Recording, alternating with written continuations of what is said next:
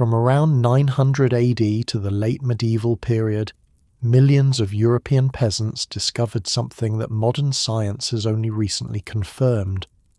The frozen surface world was killing them, but 3 feet underground, the Earth itself held steady at 50 degrees year-round.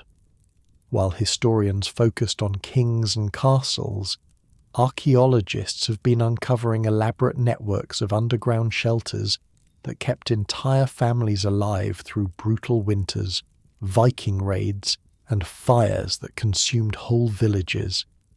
These weren't desperate holes dug by frightened people.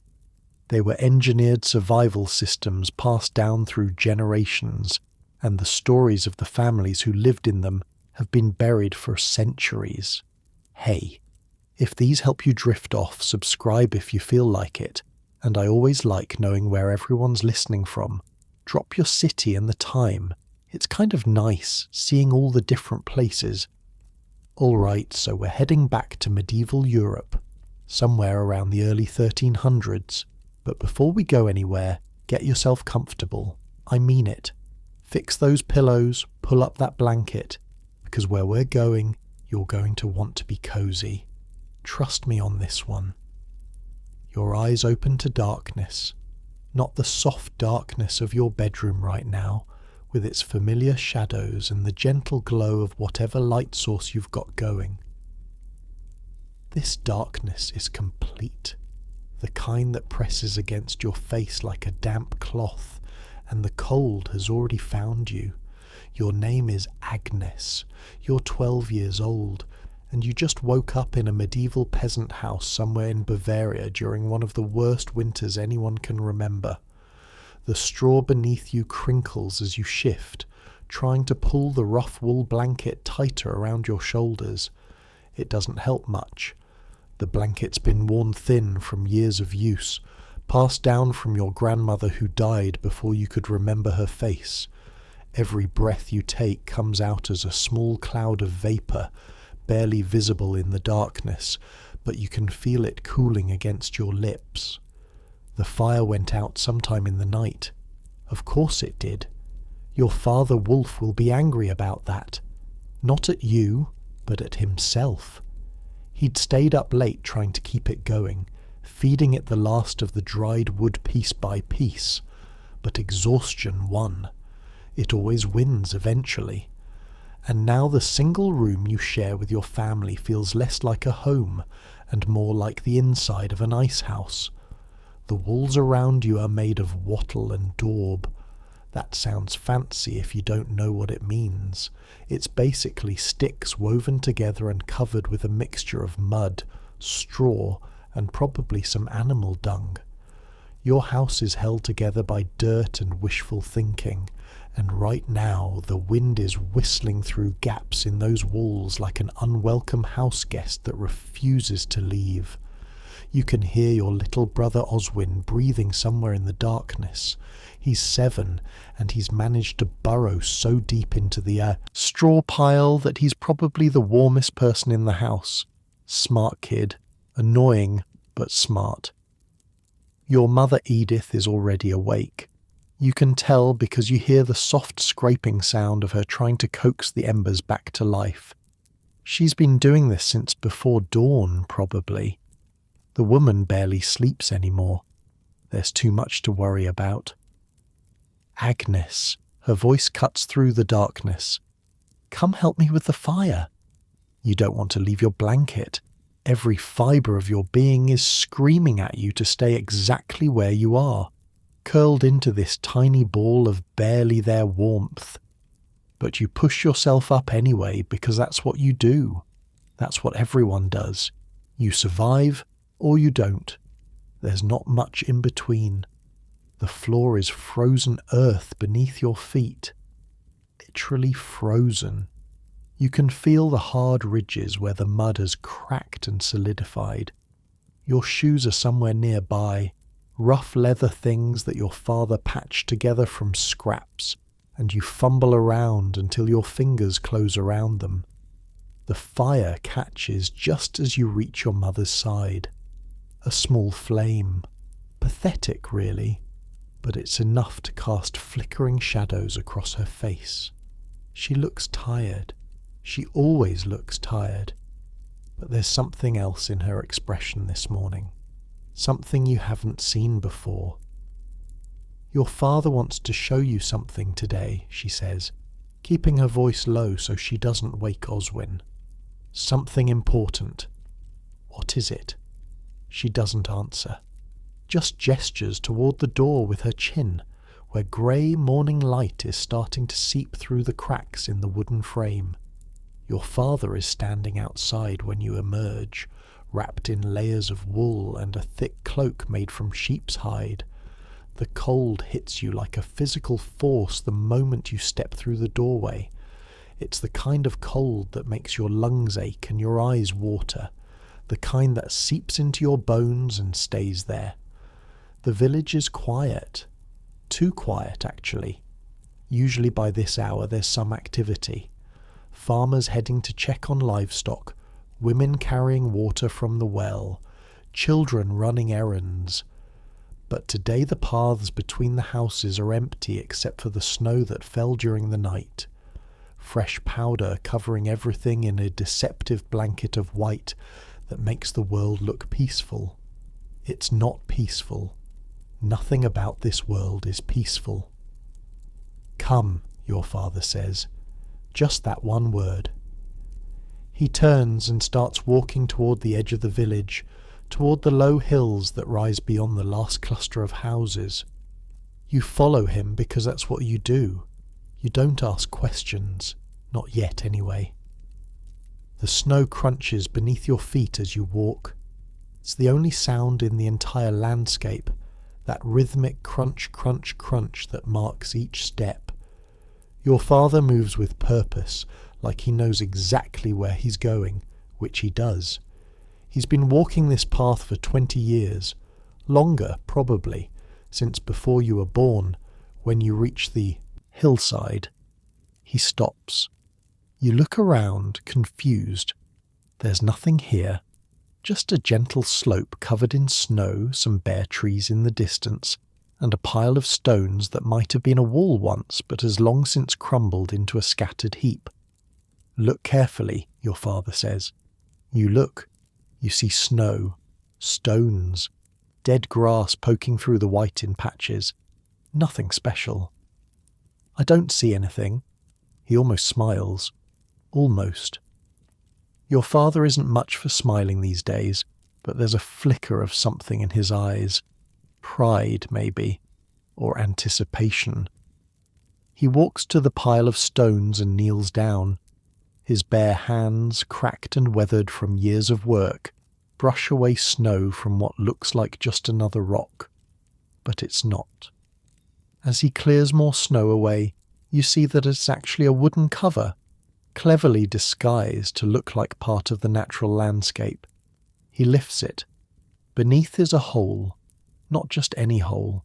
Steps, carved into the earth itself, descending into darkness. This is our earth house, your father says. Your grandfather built it. His father before him. And today, you learn what it really is. He goes first, disappearing into the ground like the earth is swallowing him. You hesitate at the entrance, staring down into the blackness. Every instinct tells you this is wrong, that humans don't belong underground, that you should stay in the light, stay in the cold, stay where you can at least see what's trying to kill you. But then something remarkable happens. Warm air rises from the opening. Not hot, but warm. Noticeably, undeniably warmer than the frozen world above. You descend. The steps are narrow and uneven, carved into packed earth that's been reinforced with wooden planks in some places. You have to duck your head as the passage angles downward, one hand trailing along the wall for balance. The wall is smooth, worn down by countless hands touching it over the years. The darkness should be total, but it's not. As you go deeper, you notice a faint glow ahead. Your father has lit something. A small oil lamp maybe, tucked into a niche in the wall, and then the passage opens up. You stop. You can't help it. You just stop and stare. It's a room. An actual room carved out of the earth itself. The ceiling is low, maybe 6 feet at the highest point, held up by thick wooden beams that your grandfather must have placed decades ago. The walls are packed earth, but they've been smoothed and in some places painted with simple red and brown pigments. There are shapes on the walls, a cross, what might be a tree, small handprints pressed into the clay, preserved forever, and it's warm. Not warm like a summer day, but warm like being inside, out of the wind, away from the killing cold. The temperature down here must be close to 50 degrees, you'll learn later. Not comfortable by modern standards, but compared to the frozen hell above ground, this feels like paradise. How? You manage to ask. Your father sets the lamp on a carved shelf in the wall. The light dances across his face as he turns to look at you. The earth remembers warmth, he says. 3 feet down, the ground holds steady. Summer and winter, it doesn't change. While the surface freezes solid, down here stays the same. Your grandfather figured it out watching his cellar. The vegetables never froze, so he dug deeper and deeper until he had this. You look around the room with new eyes. There's a raised platform along one wall, covered with straw and furs clearly meant for sleeping. Niches carved into the walls hold pottery and wooden containers. In one corner you can see where a tunnel leads off into more darkness. There's more. 3 chambers, your father says. This one for living, another for storing food, and a passage that connects to Eric's farm in case we need to escape without being seen. Eric, your neighbour. You suddenly remember that he's never mentioned having an underground house of his own. But of course he wouldn't mention it. Nobody mentions these things. That's the whole point. Your father walks to one of the walls and runs his hand along it. Feel this. You step forward and press your palm against the packed earth. It's not cold like you expected. It's cool, yes, but not cold. And there's something else. The texture is different in this spot, rougher.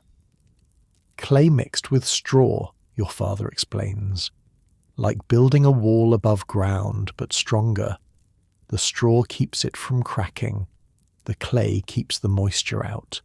Took my father 3 winters to get it right. Kept collapsing at first. He moves to the corner where the tunnel disappears. That passage angles downward for the first 10 feet. You know why? You shake your head. Cold air sinks. Warm air rises. By angling the entrance down, then up into this chamber, the cold air never reaches us. It settles at the lowest point of the tunnel and stays there.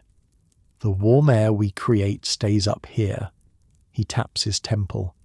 Your grandfather couldn't read a single word, but he understood something that the builders of great cathedrals probably never thought about. Something moves in the darkness of the tunnel. You tense, your hand instinctively reaching for anything you could use as a weapon. But it's just a rat scurrying along the wall before disappearing into a crack. Your father doesn't even flinch. Rats we can handle. It's the other things we built this for. What other things? He looks at you, really looks at you, in that way he has when he's about to say something he's been holding back. Men, he says simply. Men are what we hide from. The word hangs in the air between you. You've heard stories, of course. Everyone has heard stories. Raids on villages farther north. Armies passing through and taking whatever they wanted. Bandits who prey on isolated farms. But your village has been lucky. So far. Last winter, your father continues, word came that a band of armed men was moving through the forest. 20 of them, maybe more. Coming this way. You didn't know this. Nobody told you this. The whole village came down here. 43 people in 3 connected earth houses for 11 days. We heard them pass by overhead on the second day. Horses, wagons. They found the village empty and took what they could carry. The grain from the storehouse, most of the chickens, your mother's best cooking pot. He says that last part with something that might be dark humour. His wife's cooking pot, among the casualties of survival. But they didn't find us. They couldn't, because we weren't there. We were here. You look around the chamber again. 43 people, 11 days, in spaces like this, carved out of the raw earth by people who weren't architects or engineers, just farmers, just families, just people who wanted to live. Your father reaches up and takes something from one of the shelves, a piece of charcoal burnt down to almost nothing. See these marks on the wall? These lines? You look where he's pointing. Near the sleeping platform there's a series of scratches in the clay, short vertical lines grouped in sets of 5, 4 standing, 1 crossed through them. 11 days, your father says. Someone marked each one. I don't remember who. We were all just waiting and trying not to make any sound that might carry to the surface. The children were the hardest to keep quiet. Oswin wasn't born yet, but there were other little ones. He puts the charcoal back on the shelf. That's why you're here today, Agnes. Because someday you'll need to know this place exists. You'll need to know how to find it, how to survive in it, how to keep it working. The entrance is hidden for a reason. The tunnels connect for a reason. Everything down here is here for a reason. And now it's time for you to learn all of it. Above your head, somewhere in the world of light and ice and danger, a bell begins to ring. You both freeze. That's the village bell. It only rings for 2 reasons: fire or trouble approaching. Your father's face changes. The teaching moment is over. He's already moving toward the steps, toward the entrance, toward whatever's waiting above. Stay here, he says over his shoulder. If I don't come back in 1 hour, take your brother and your mother and come down. Use the tunnel to Eric's, he'll know what to do. And then he's gone, climbing up into the grey winter light, leaving you alone in the earth house that your grandfather built. You count your heartbeats in the silence. The lamp flickers. Somewhere above you hear shouting.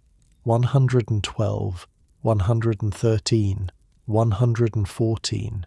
You're still counting when the shouting gets louder. Not the kind of shouting that comes from an argument between neighbours about whose pig got into whose garden. This is different. This is the kind of shouting that comes from throats that are already hoarse with fear. The lamp flame dances against the earthen walls, casting shadows that move like living things. You press yourself against the sleeping platform, fingers digging into the straw, and you wait. How long has it been? 5 minutes? 10? Your father said 1 hour. 1 hour before you're supposed to get your mother and Oswin and bring them down here. But you don't have any way to measure time. There's no church bell marking the hours down here, no sun moving across the sky, just darkness and the small circle of light from that single lamp and the sound of your own breathing. Footsteps, heavy, fast, coming down the passage. Your heart slams against your ribs so hard you're surprised it doesn't crack them. You look around for something, anything, you could use as a weapon.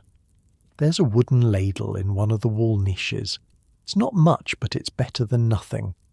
The footsteps get closer, and then your mother's face appears in the lamplight, and behind her, your father carrying Oswin in his arms. The little boy is still half asleep, confused, rubbing his eyes with his fists. Move, your father says. Just that one word, but the way he says it makes you scramble backward instantly. More footsteps behind them. More people coming down the passage. Old Gerda from 3 houses over, moving faster than you've ever seen her move, her grey hair wild around her face. Behind her, the blacksmith's son Henrik and his pregnant wife Marta. Then the widow Brunhild with her 4 children ranging from nearly grown to barely walking, the littlest one crying and Brunhild trying to shush him as she stumbles down the uneven steps. Keep them quiet, your father says, but he's not looking at anyone in particular. He's looking back up the passage toward the entrance. For the love of God, keep the children quiet. Your mother takes Oswin from his arms and pulls you close. You can feel her trembling, not from the cold. Your mother never trembles from the cold. She's trembled through 35 winters and never let the temperature break her. But she's trembling now. What's happening, you whisper. She doesn't answer, just shakes her head and holds you tighter. More people keep coming. The chamber that seemed spacious when it was just you and your father is filling up fast. Bodies pressing against bodies, the smell of unwashed wool and fear sweat and someone's garlic breath close enough to make your eyes water. You can hear other sounds now too, coming from somewhere beyond this chamber. People moving into the connected spaces. Eric's earth house must be filling up as well. Your father is the last one down. He pulls the entrance cover into place behind him, and you hear him wedging something against it. A beam, maybe. Something to hold it shut from the inside. How many? Gerda asks. Her voice is steady, which surprises you. The old woman has always seemed fragile, ready to blow away in a strong wind. But there's iron in her now. 20 at least, maybe 30. Hard to count. They came from the North Road. Armed? Swords, axes, some on horseback. Your father's voice drops lower. They have a wagon. A wagon. That means they're planning to take things. You're not sure why that makes it worse, but it does. They're not just passing through. They came here on purpose. They came here to steal. Did anyone see you come this way? That's Henrik, the blacksmith's son. His arm is wrapped protectively around Marta's shoulders. Her belly is huge, round as the moon. She must be close to her time. I don't think so. Most of them headed for the storehouse first. They'll be busy for a while. Somewhere above you, muffled by 3 feet of packed earth, you hear something crash. Heavy, like a door being kicked in, or a wall coming down. Oswin whimpers. Shh, shh, little one. Your mother's voice is barely a whisper. She rocks him against her chest like he's still a baby. We're playing the quiet game now. Remember the quiet game. Whoever makes the least noise wins. He looks up at her with wide eyes. He's 7. Old enough to know something is very wrong. Young enough that he can still be fooled into thinking it's a game. The widow Brunhild is having less luck with her youngest. The toddler is maybe 2 years old, and she doesn't understand games. She understands that it's dark and crowded and scary, and she wants to cry about it. Her older siblings are trying to help, making silly faces, offering her a carved wooden horse to play with, but nothing's working. Give her to me, Gerda says. Brunhild hesitates. I raised 6 of my own and buried 4. Give her to me. She takes the child and does something with her fingers, some rhythmic tapping pattern on the little girl's back that you've never seen before. Within 30 seconds the crying stops. The toddler's eyes are still open, but she's calm now, thumb in her mouth, watching the lamp flame dance. My grandmother taught me that, Gerda says quietly. Works on goats too. Despite everything, despite the terror pressing down on all of you like a physical weight, Henrik lets out a small snort of laughter. He clamps his hand over his mouth immediately, horrified at himself, but it's too late. The sound escapes. Everyone freezes. You listen. Count to 10, 20, 30. Nothing happens. Whatever's going on up there, they didn't hear. 3 feet of earth between you and them is enough, at least for now. Time stretches in strange ways underground. Minutes feel like hours. You're pressed between your mother and the earthen wall, Oswin curled in your mother's lap, your father standing near the entrance passage with Henrik and 2 other men you recognise from the village. They're talking in voices so low you can't make out the words, just the rumble of sound.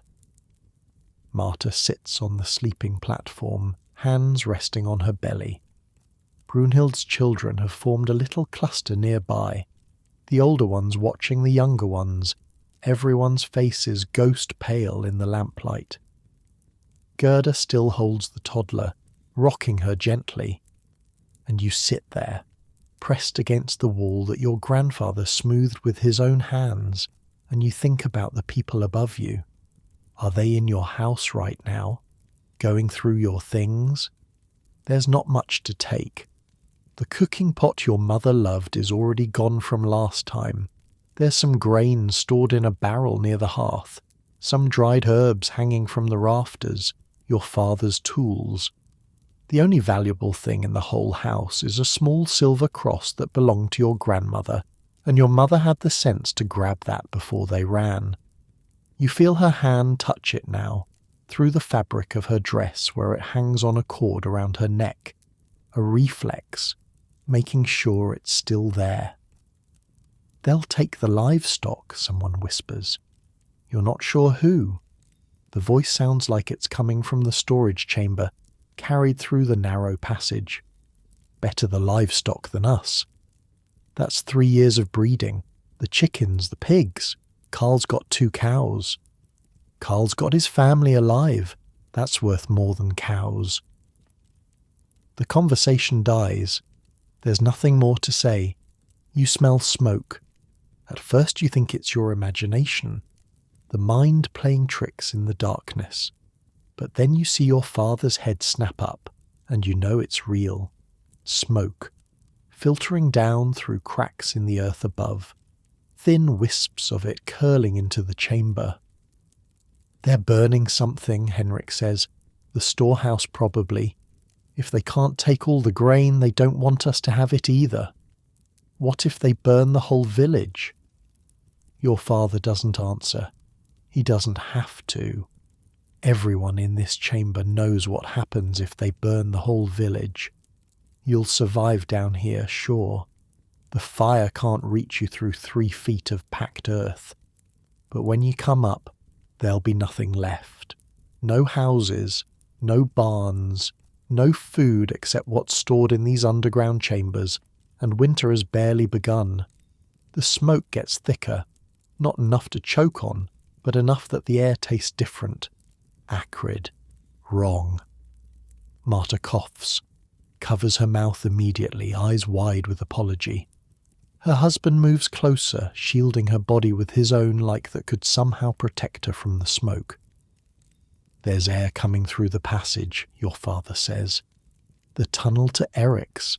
His entrance is on the other side of the hill. The smoke can't reach that far. Then we move that way. Slowly, quietly. Everyone follow me. The next few minutes are a blur of shuffling bodies and whispered directions. You keep one hand on your mother's dress, terrified of losing her in the darkness as you move through the narrow passage. The stone walls press in on both sides. You can feel the ceiling getting lower.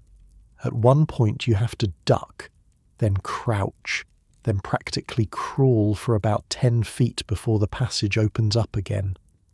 Eric's chamber is smaller than yours. Somehow there are already people here. His wife Inga and their 3 children, plus the tanner's family and old Hans who lives alone at the edge of the village and smells like the goats he keeps. 43 people. That's how many your father said hid here last time. You look around at the faces trying to count. You lose track somewhere around 35. The lamplight doesn't reach everyone. The smoke won't follow us here, Eric says. He's a big man, bigger than your father, with hands like bear paws. The entrance slopes up before it goes down, like a chimney in reverse. Any smoke will rise and escape before it reaches us. How long do we wait? That's Brunhild, still holding her now sleeping toddler. Until they leave. And if they don't leave, they always leave.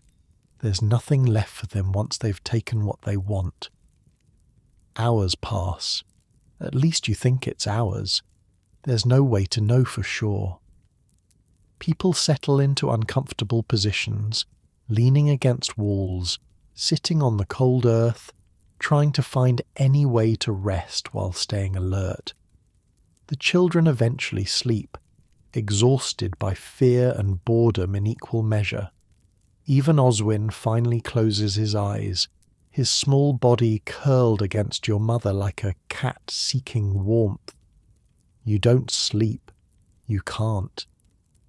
Sometime later, maybe much later, the sounds from above stop. The muffled crashes as distant shouts fade into silence. The smoke smell dissipates, drawn away through whatever cracks it came in through. Still, nobody moves.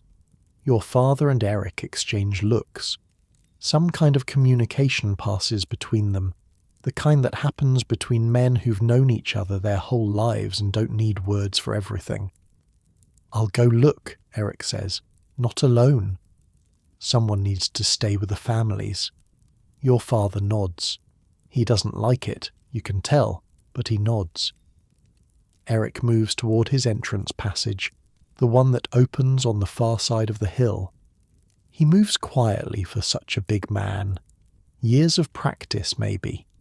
Or just the knowledge that his life depends on not being heard. He's gone for what feels like forever.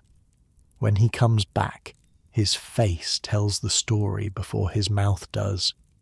They're gone, headed south along the river road. I watched until I couldn't see them anymore. The village?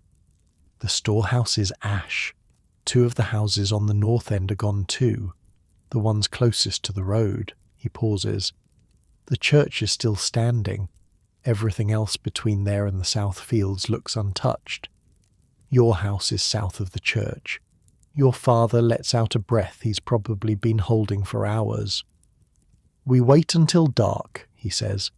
"Then we go up, a few at a time, quietly, in case they left anyone behind to watch." The waiting is the hardest part. You've survived the raid itself, hidden underground while men with swords and axes walked over your head. You should feel relief. Instead, you feel hollow, scraped out, like someone reached inside you and scooped away everything that was there before, leaving just an empty space that the fear used to fill. Your mother strokes your hair. She doesn't say anything. There's nothing to say. When darkness finally comes above and your father tells you it's time to move, your legs have gone numb from sitting so long. You stumble on the uneven passage floor, catch yourself against the wall, keep going. The night air hits you like a physical force when you emerge from the hidden entrance, cold and clean and smelling faintly of smoke. The stars are out, thousands of them scattered across a sky so dark it looks almost purple. The moon is just a sliver, not much help for seeing, but enough to make out shapes in the distance. Your father takes your hand, your mother takes your other hand. Oswin rides on her hip, finally awake again, silent now because even he understands that silence is survival. Together your family walks back toward what's left of your village. The path is familiar even in near darkness. Your feet know every dip and rise, every root that might trip you, every stone that juts up from the frozen ground. You've walked this path 1,000 times before, but tonight it feels different. Tonight it feels like the path through a land you don't recognize anymore. You smell the storehouse before you see it. that charred, wet smell of burned wood and grain. It reminds you of the time your mother scorched porridge so badly that the pot had to be scrubbed for hours. Multiply that by 1,000 and you're getting close. When you finally reach the village centre, you stop. Your whole family stops. Even Oswin, who's too young to fully understand what he's looking at. The storehouse is gone. Not damaged. Gone. Just a heap of black timbers and grey ash, still releasing thin wisps of smoke into the night air. The grain that was supposed to carry the village through winter is nothing but carbon now, mixed with the remnants of the building that held it. 2 houses to the north are the same, the Gruber family's place, the widow Marta's old cottage, black skeletons of what used to be homes, still warm enough that you can feel the heat from 20 feet away. But your house is standing. Your father walks toward it slowly, like he's approaching a wild animal that might startle and run. He pushes open the door, goes inside, comes back out a minute later.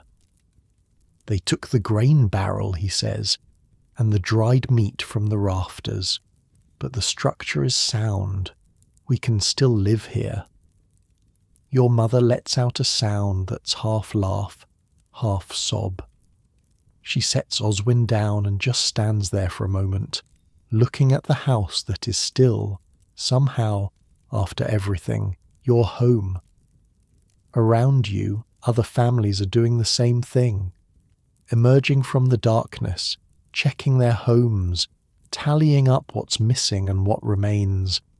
Some are crying, some are silent. Old Hans is cursing steadily under his breath as he discovers that his entire supply of dried fish is gone. But everyone is alive. 43 people went underground today. 43 people came, back up. And as you stand there in the cold night air, your feet slowly going numb, your mother's hand still gripping your shoulder like she's afraid you might disappear, you understand something you didn't understand before. That hole in the ground, that earth house your grandfather carved out of nothing, that cramped dark space where you spent the worst day of your life, surrounded by the smell of fear and the sound of distant destruction. That hole saved you. It saved all of you. And now you know, with a certainty that settles into your bones like the cold, that you will never look at the earth the same way again. The ground beneath your feet isn't just dirt, it's protection, it's shelter. It's the difference between your family being alive right now and your family being dead. Your father catches your eye, nods once. You're not sure exactly what the nod means, but you think you understand. This is your inheritance, not land, not livestock, not silver or gold. This is the knowledge of how to survive. And tomorrow, when the sun rises on the ashes of the storehouse and the ruins of your neighbours' homes, you will go back down into that underground chamber with your father, and he will teach you everything he knows about maintaining it, expanding it, making it stronger, because this won't be the last time. The raiders will come again. They always come again, and when they do, you'll be ready. The sun rises grey and cold over what's left of the village. You didn't sleep much. None of you did.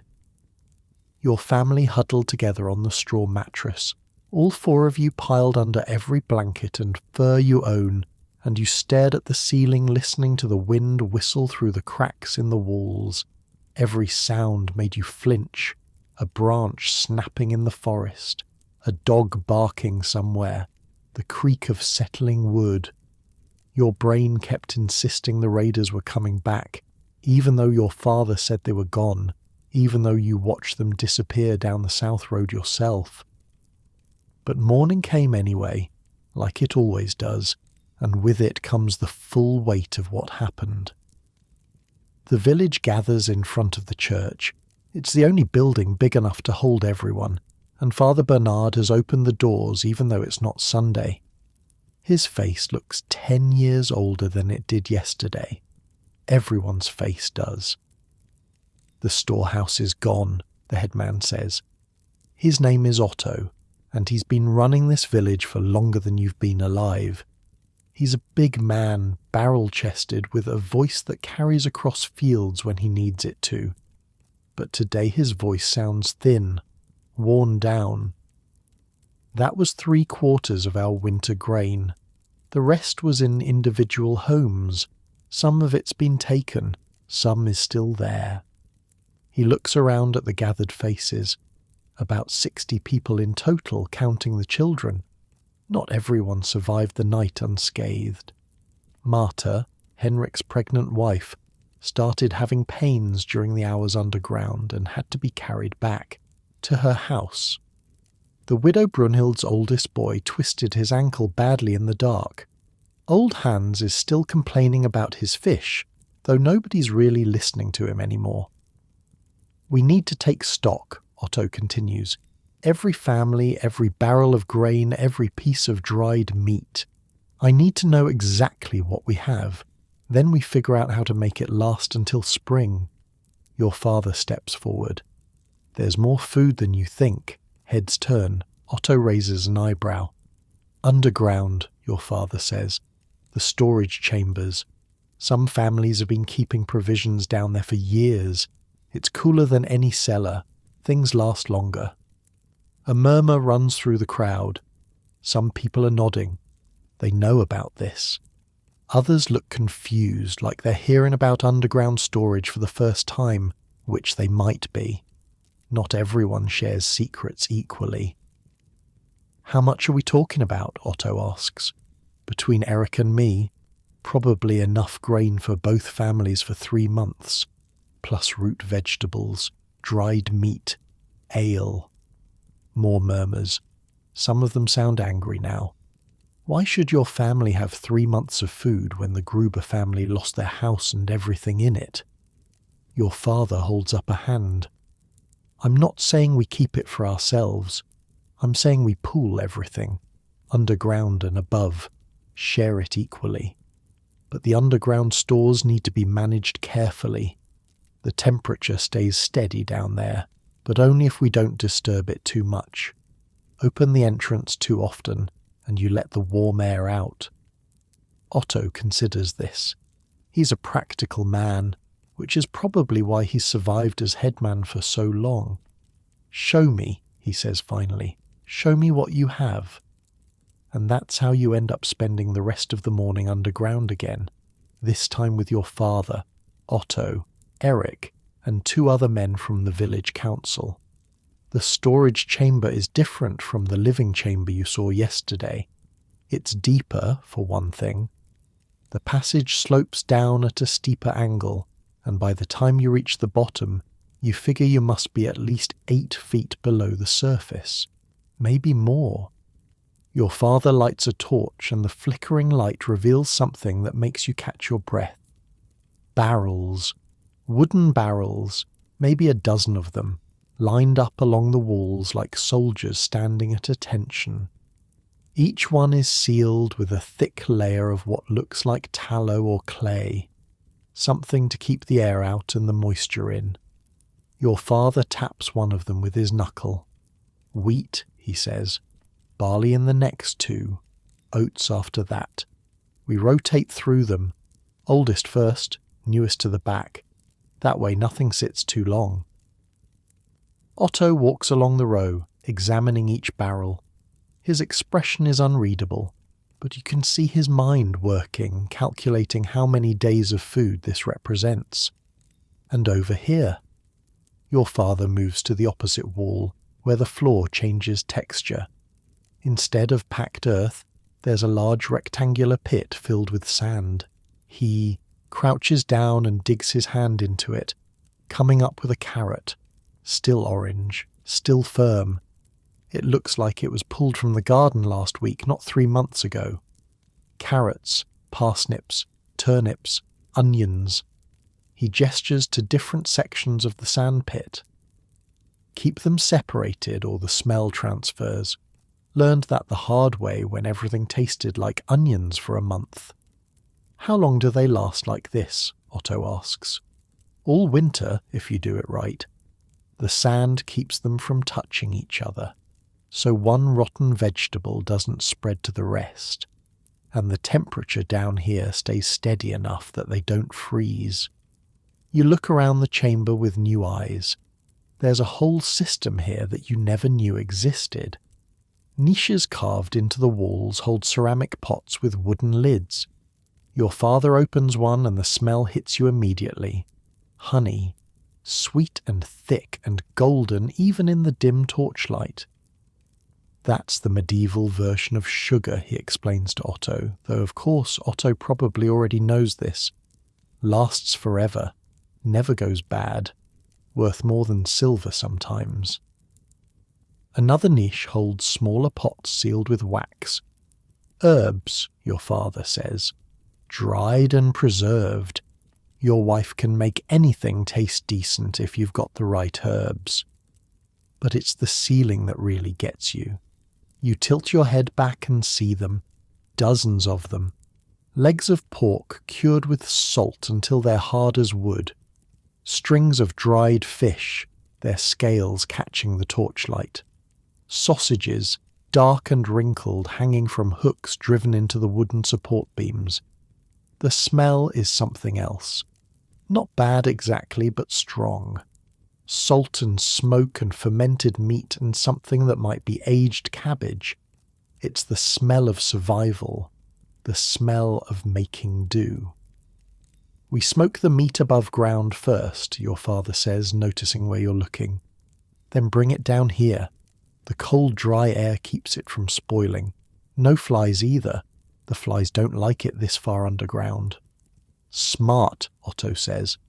It's the first time you've heard him sound genuinely impressed rather than just calculating. My father figured most of it out. Trial and error mostly. Lost a whole season's worth of pork one year because he hung it too close to where the water drains. Had to dig new channels after that. He points to the floor, and now you notice the subtle slope. The chamber isn't flat. It angles slightly toward one corner, where there's a small depression lined with stones. Water gets in eventually. Rain seeps down, snow melts. If you don't have a way to drain it, you're living in a swamp by spring. This carries it down to a lower chamber, basically just a pit that fills up slowly. I empty it twice a year. Otto has been quiet for a while, taking all of this in. Finally he speaks. How many families in the village have setups like this? Your father exchanges a look with Eric. Maybe 6 or 7 that I know of. Some bigger, some smaller. The Gruber place had a small one, but it's probably filled with rubble now that the house burned. So between all of you, how much food are we talking? A longer pause. Your father does some mental math. Enough to keep maybe 30 people alive through the winter, if we're careful, if we ration properly. There are 60 of us. I know. The silence that follows is heavy. 30 people's worth of food, 60 mouths to feed. The math doesn't work no matter how you arrange it. There's another option, Eric says. He's been quiet until now, letting your father do the talking. But his voice carries a weight that makes everyone turn to look at him. The forest, Otto frowns. The forest is the Lord's land. Hunting there means your hand on a chopping block. I'm not talking about hunting. I'm talking about gathering. Nuts, roots. There are plants that grow through the winter if you know where to look. My grandmother knew them all, taught my mother taught my wife. That's women's work, one of the other councilmen mutters. Women's work might be what keeps us alive, Eric snaps back. You want to tell me your pride is worth more than your children's bellies? The councilman doesn't have an answer for that. Otto holds up a hand before the argument can escalate. We'll do both.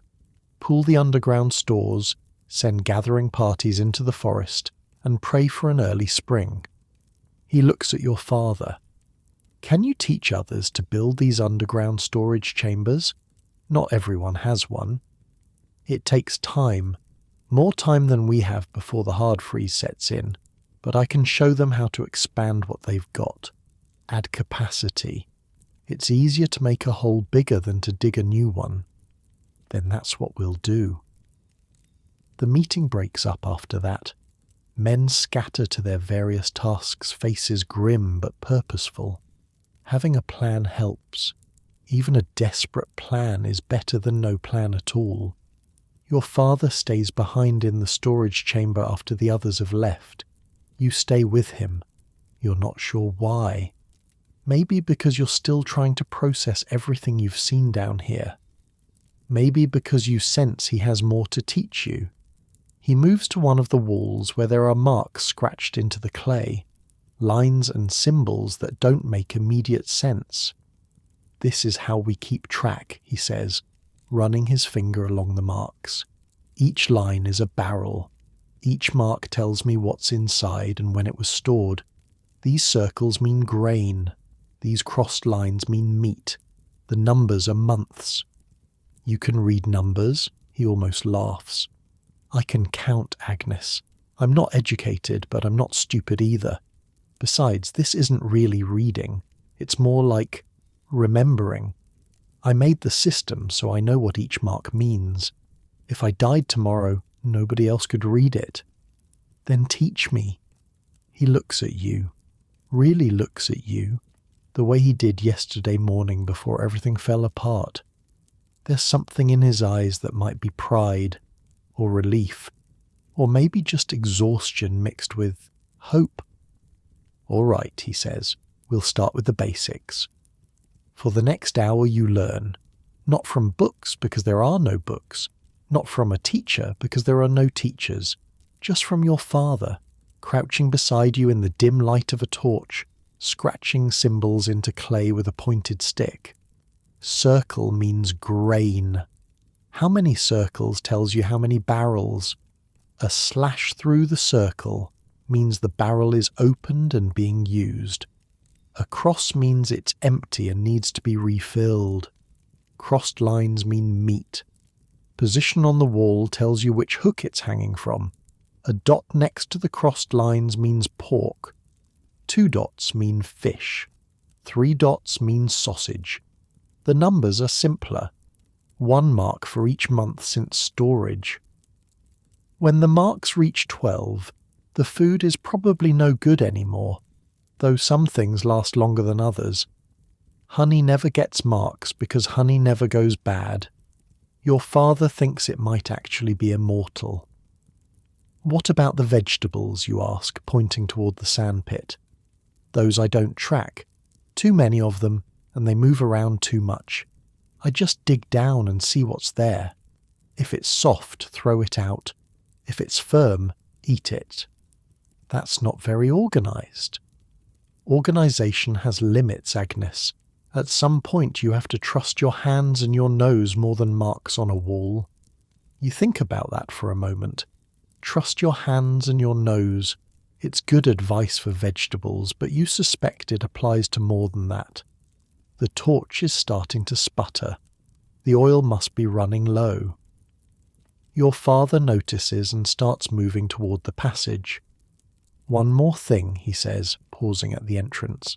The temperature. You told me about that already. 50 degrees.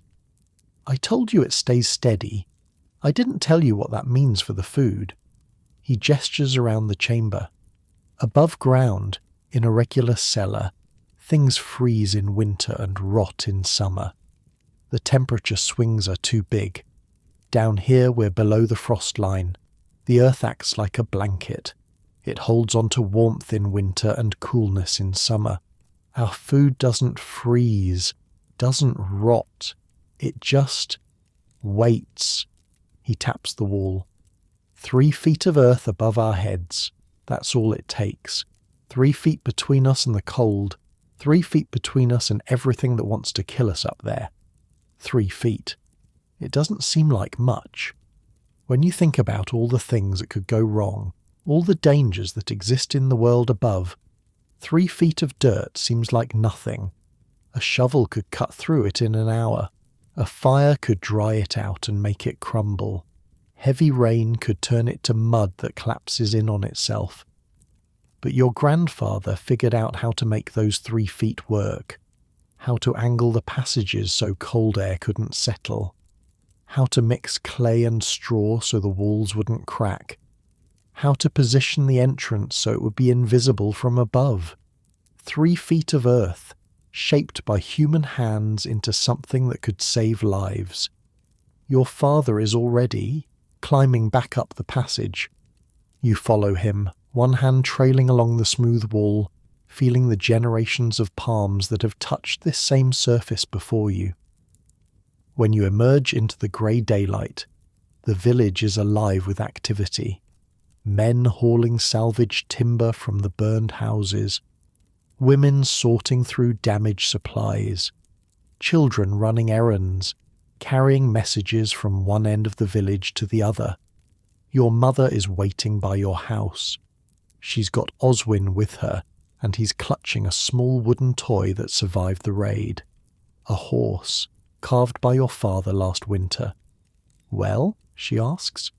Your father nods. "We'll make it. It'll be close, but we'll make it." She closes her eyes for a moment. When she opens them again, there are tears on her cheeks, but she's smiling. "Then let's get to work," she says. And you do. All of you. The whole village, working together like fingers on the same hand. Because that's how you survive. Not alone. Not hiding in your house pretending the world outside doesn't exist. You survive by pooling what you have, sharing what you know, and trusting that when the next disaster comes, you'll face it together. Underground, where the earth itself becomes your ally. 3 days after the raid, your father hands you a spade. It's not like the tools you've seen the wealthy farmers use. Those have smooth wooden handles and iron blades that gleam in the light. This one is older than you are, maybe older than your father. The handle is rough, worn down by countless hands over countless years, until the wood has taken on a dark, oily sheen. The iron blade is pitted and scratched, sharpened so many times that it's noticeably thinner on one side than the other. This was your grandfather's, your father says. He dug half the chambers with this. The other half he dug with a pick that broke 20 winters ago and had to be reforged. The blacksmith still complains about that job. You take the spade. It's heavier than you expected. The balance is wrong somehow, like someone attached a rock to the end of a stick and called it a tool. But when you hold it the way your father shows you, hands positioned just so, the weight shifts and suddenly it feels like an extension of your arm. Every tool in this village has a story, your father continues. This spade has dug more holes than you can count. Graves, cellars, ditting channels for irrigation. But underground work is what it was made for. The blade is narrower than a farming spade. See? That's intentional. In a tight passage, you need to be able to swing without hitting the walls. He takes it back for a moment, demonstrating the motion. Short, controlled strokes, not the wide arcs you'd use in a field. Today, you learn to dig, he says, handing it back. Not just any digging. Underground digging. It's different. You're standing at the edge of the village, near the hillside where your family's earth house is hidden. But you're not going down into it. Instead, you're standing in front of a patch of ground that looks exactly like every other patch of ground around it. The Gruber family lost their house, your father explains. Lost their underground chamber too. The collapse filled it with rubble. They're staying with relatives now, but they need a new one. Headman Otto wants us to teach them how to build. Us. He said us. Like you're part of this now. Like you know what you're doing. You don't know what you're doing, but you're about to learn. The Grubers arrive a few minutes later. Klaus Gruber is a thin man with nervous hands and a wife named Hilda, who looks like she hasn't slept since the fire. Their 2 children, a boy about your age named Friedrich, and a girl maybe 8 named Lotta, trail behind them looking lost. "Show me where you want it," your father says. Klaus leads him to a spot on the hillside not far from where your own entrance is hidden. "Here," he says, "this is where ours was before. We know the area." Your father crouches down and examines the ground, picks up a handful of dirt, lets it sift through his fingers, frowns. "Not here. But our old chamber, your old chamber collapsed. There's a reason for that." Your father stands and points to a spot about 20 feet to the left. "There, that's where you build." Klaus looks confused. The 2 spots look identical to you. Grass, dirt, some rocks. What's the difference? Your father must see the question in everyone's faces because he walks over to the spot Klaus originally chose and stomps his foot on the ground. The thud is hollow, almost like hitting a drum. Hear that? There's a natural cavity under here, a gap in the rock, probably from water running through years ago. Build on top of that and your walls have nothing solid to rest against. They'll shift, crack, eventually fall in. He walks to the spot he recommended and stomps again. This thud is solid, dense, the sound of packed earth all the way down. Here, you've got clay mixed with stone. It'll hold. You file this information away. Listen to the ground. The ground will tell you if it's safe. "We start by clearing the surface," your father says. "Agnes, show them." Wait. What? He's looking at you with that expression he gets when he's testing you, seeing if you've been paying attention. You have been. You just didn't realize you'd be the one demonstrating. You step forward, trying to project confidence you don't feel, and start scraping away the dead grass and loose topsoil with your grandfather's spade. The key, you remember from watching your father work on repairs last year, is to cut a clean edge. Mark out your boundaries first, then work inward. "Square or rectangle," you say, your voice steadier than you expected. "Never round. Round looks easier, but the walls are harder to brace. Square walls can lean against wooden beams. Round walls need more support." Your father nods. There's something in his eyes that might be pride. You cut a rectangle into the earth, about 6 feet by 8 feet. Big enough for a storage chamber, small enough to dig in a reasonable time. The grass comes away in clumps, roots clinging to the soil like they're trying to hold on. "Now," your father says, taking over, "we dig." And you do, for hours. The first foot is the hardest, which doesn't make sense until your father explains it. The surface layer is full of roots, rocks, old bones from animals that died here years ago. Every thrust of the spade hits something that stops you cold. You spend as much time clearing debris as you do actually moving earth. But once you get past that first foot, things change. The soil becomes more uniform. Clay, mostly, packed tight by the weight of everything above it. It doesn't crumble when you cut into it. It holds its shape like bread dough, dense and heavy. "This is what you want," your father says, holding up a clod of the clay. "See how it sticks together? When we pack this into walls, it'll stay put. Sandy soil falls apart. Pure mud turns to slop when it rains. But clay mixed with a little sand and a little rock, that's your building material right there." The sun moves across the sky. Your arms start to burn, then your shoulders, then your back. Muscles you didn't know you had are screaming at you to stop, but you don't stop because everyone else is still digging, and you're not going to be the first one to quit. By midday, the hole is 3 feet deep. Your father calls for a rest. You collapse against a tree, breathing hard, and wonder how anyone ever built anything before machines existed. Your grandfather dug chambers twice this size with nothing but hand tools. It seems impossible now. Superhuman. The hard part is over, your father says, handing you a water skin. First 3 feet are the worst. After that, the earth is more consistent. Fewer surprises. How deep do we go? For storage, 6 feet is enough. For living quarters, 8 is better.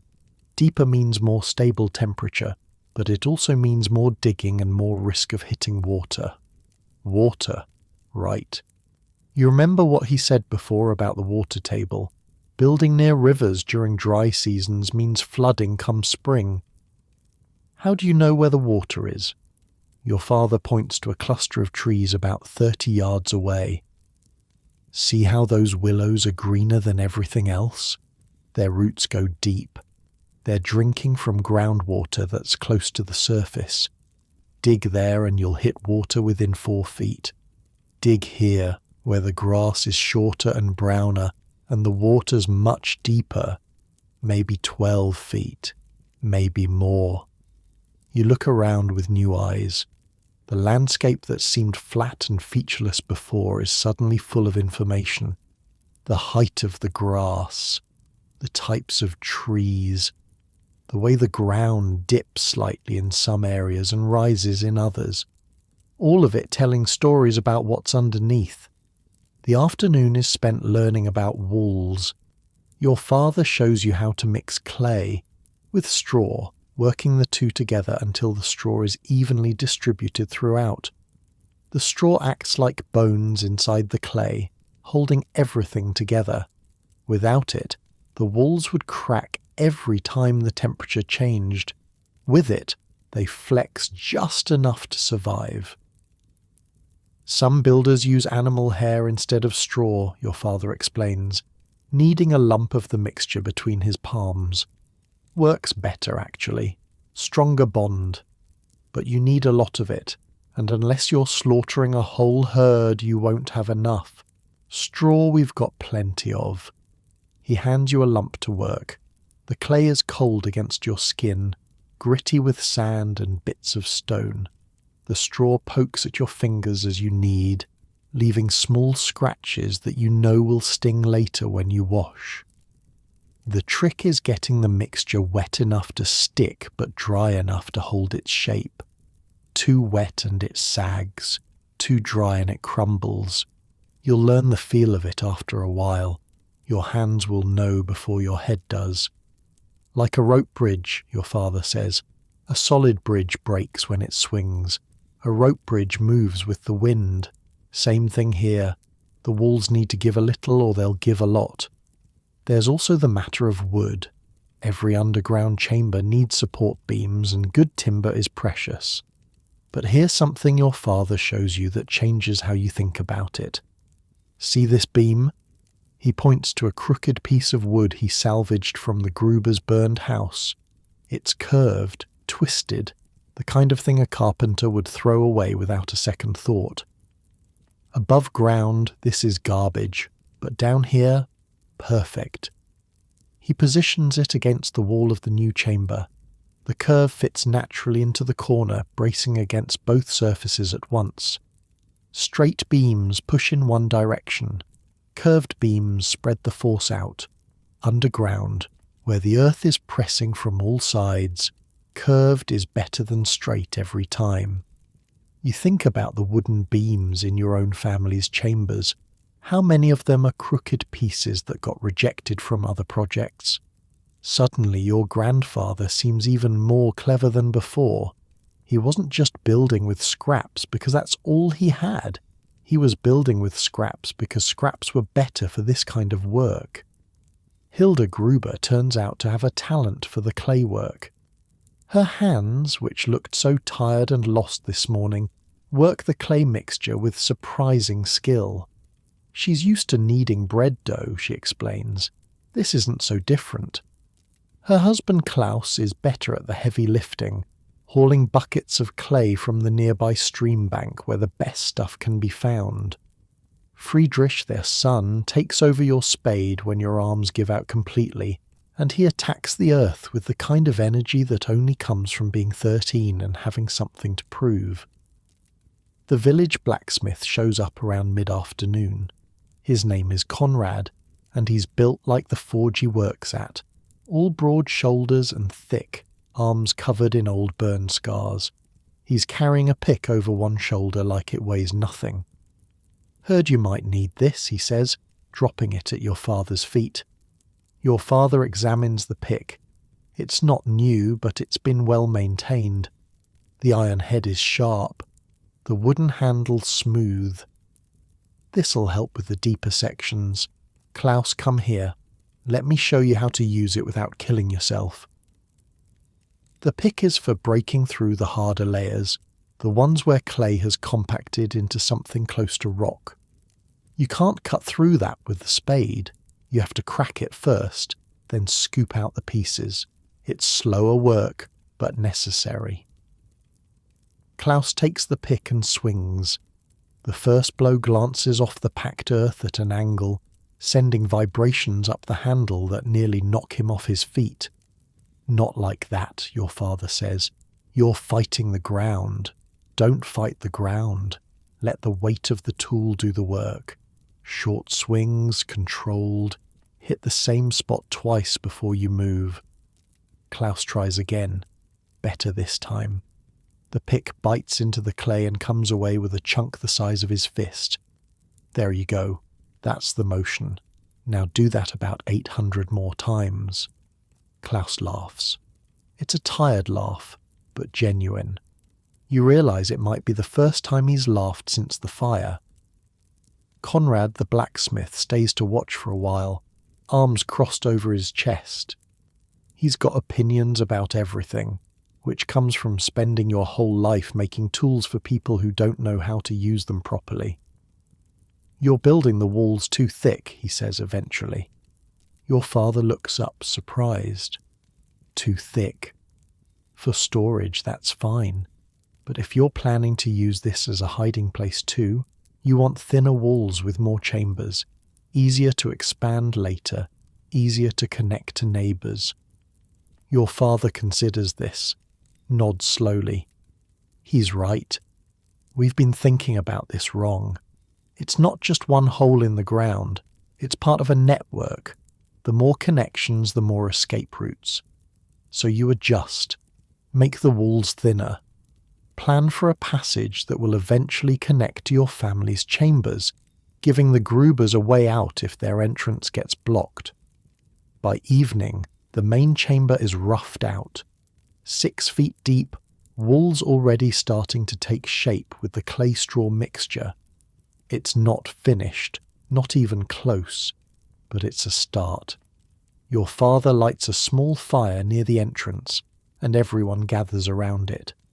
The flames cast dancing shadows across the raw earth walls of the new chamber. It looks like a wound in the hillside right now, exposed and vulnerable. But tomorrow you'll start on the ceiling supports, and after that the entrance concealment, and after that the connecting passage. Layer by layer, like building anything worth building. One step at a time. "My grandfather told me something once," your father says, staring into the fire. "He said the earth doesn't care about us, doesn't love us, doesn't hate us. It's just there. But if you learn to work with it instead of against it, if you listen to what it's telling you, it'll shelter you better than any king's castle." Klaus Gruber is sitting with his arm around his wife. Their children are already half asleep, exhausted from a day of work they've never done before. But there's something different in Klaus's face now. Something that wasn't there this morning. Hope, maybe. Or just the knowledge that he's not helpless. That he can build something with his own hands that will protect his family. You feel it too. Your muscles ache. Your hands are raw, blistered in places where the spade handle rubbed them wrong. You're covered in clay dust and sweat and probably smell like a stable. But underneath all of that, there's a quiet satisfaction. You dug today, you built, you learned, and tomorrow you'll do it again.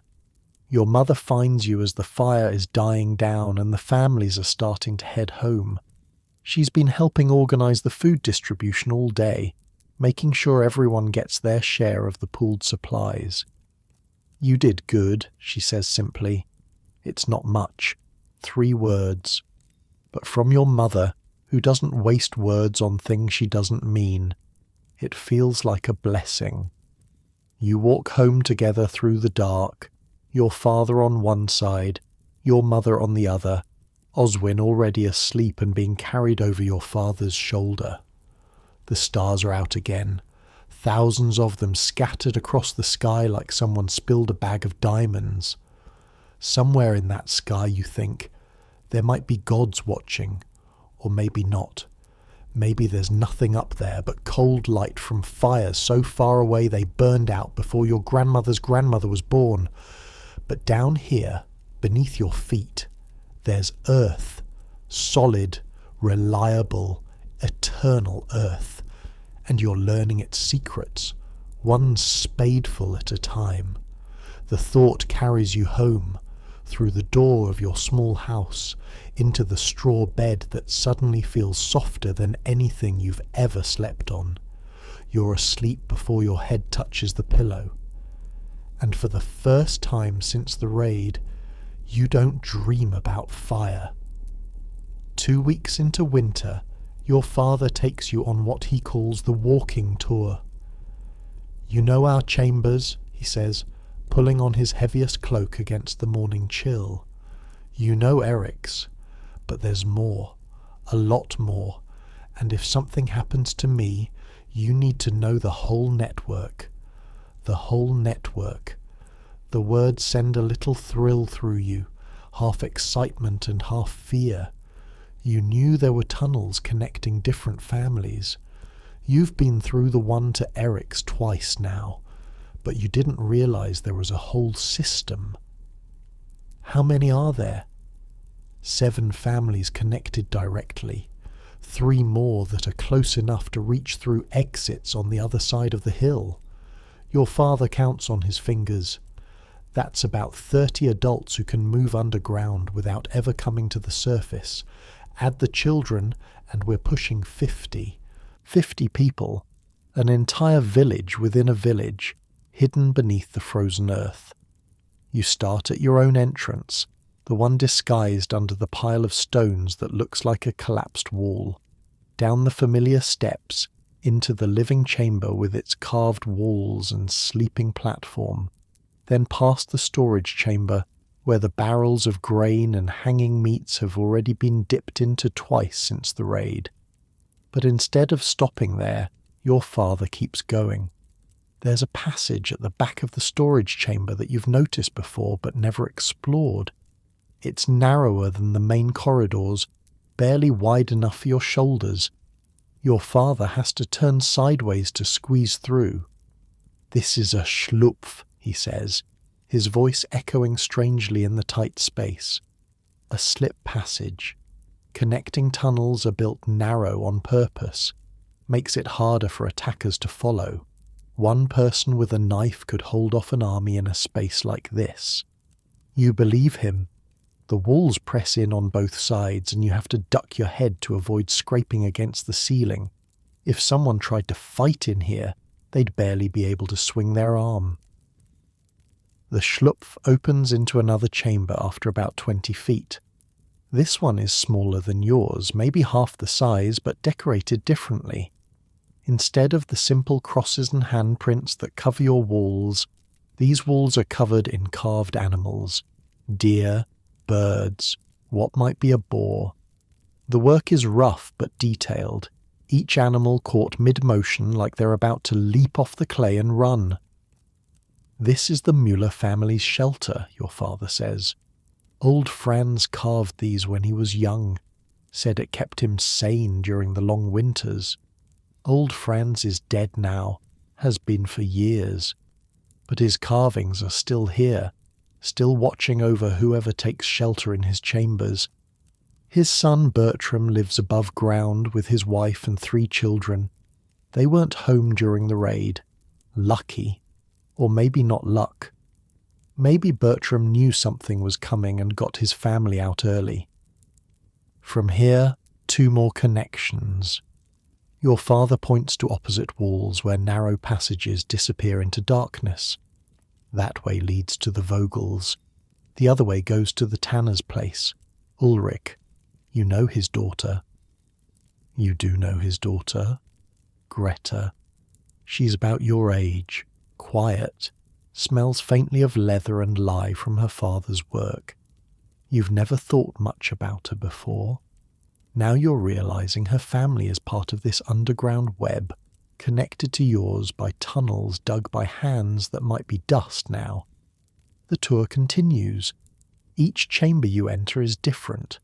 The Vogels have carved shelves directly into their walls, dozens of them, holding ceramic pots and wooden boxes that contain God knows what.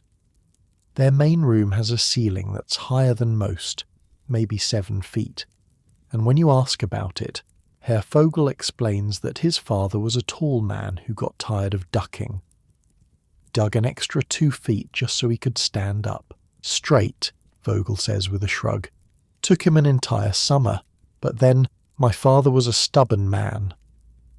Ulrich the tanner has a chamber that smells slightly of chemicals, and your father explains that he keeps some of his curing solutions down here, where the temperature stays consistent.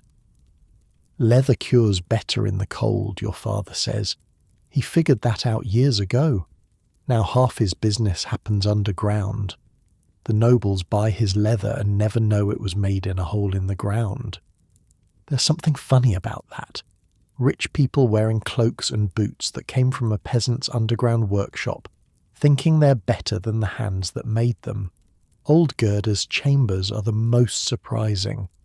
You expected something small and simple, given that she lives alone since her husband died and her children scattered to other villages.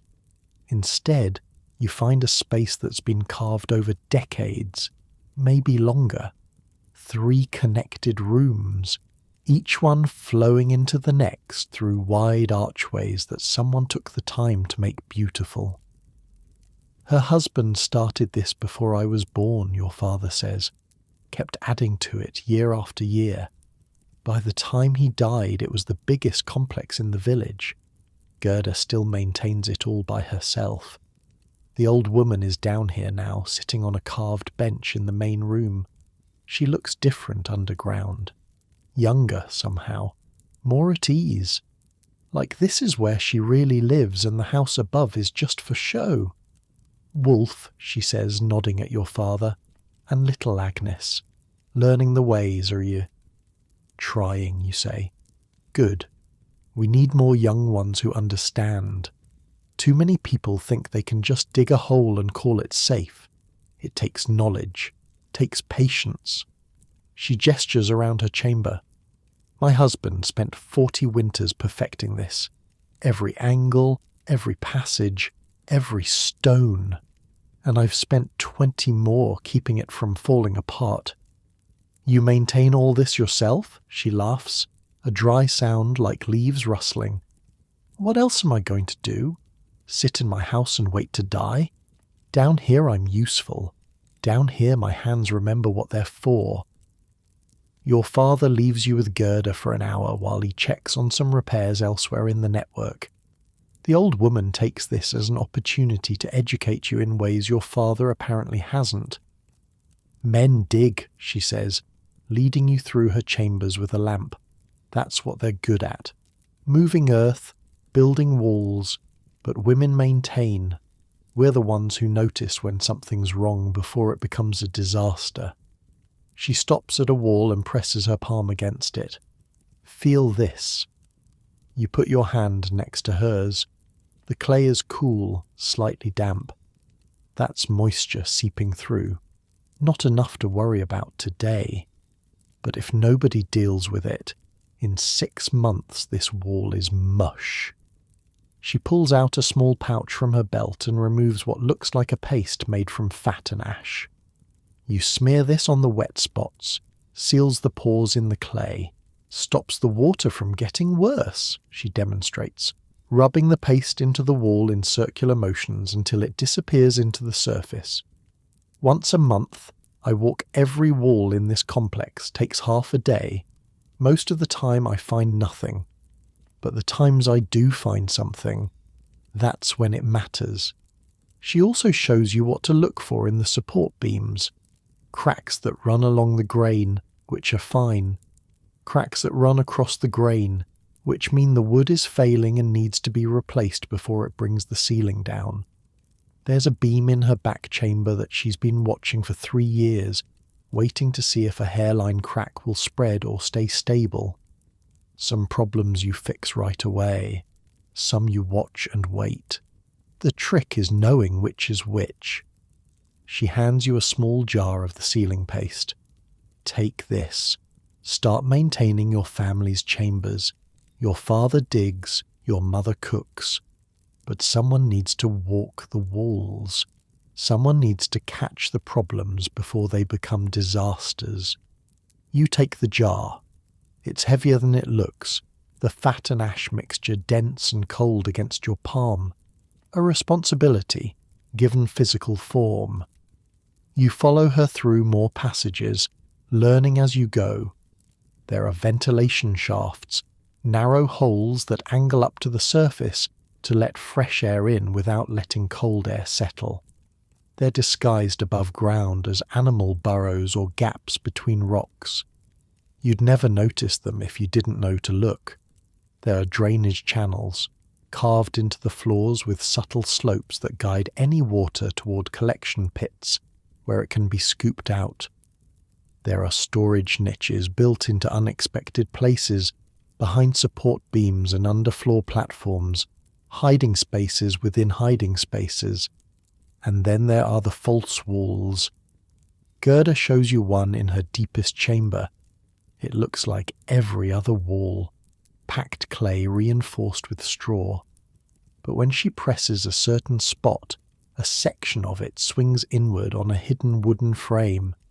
Behind it is another room, tiny, barely big enough for 4 people to crouch, but completely invisible from the main chamber. If they ever find the tunnels, Gerda says, if they ever come down here looking for us, this is where you go.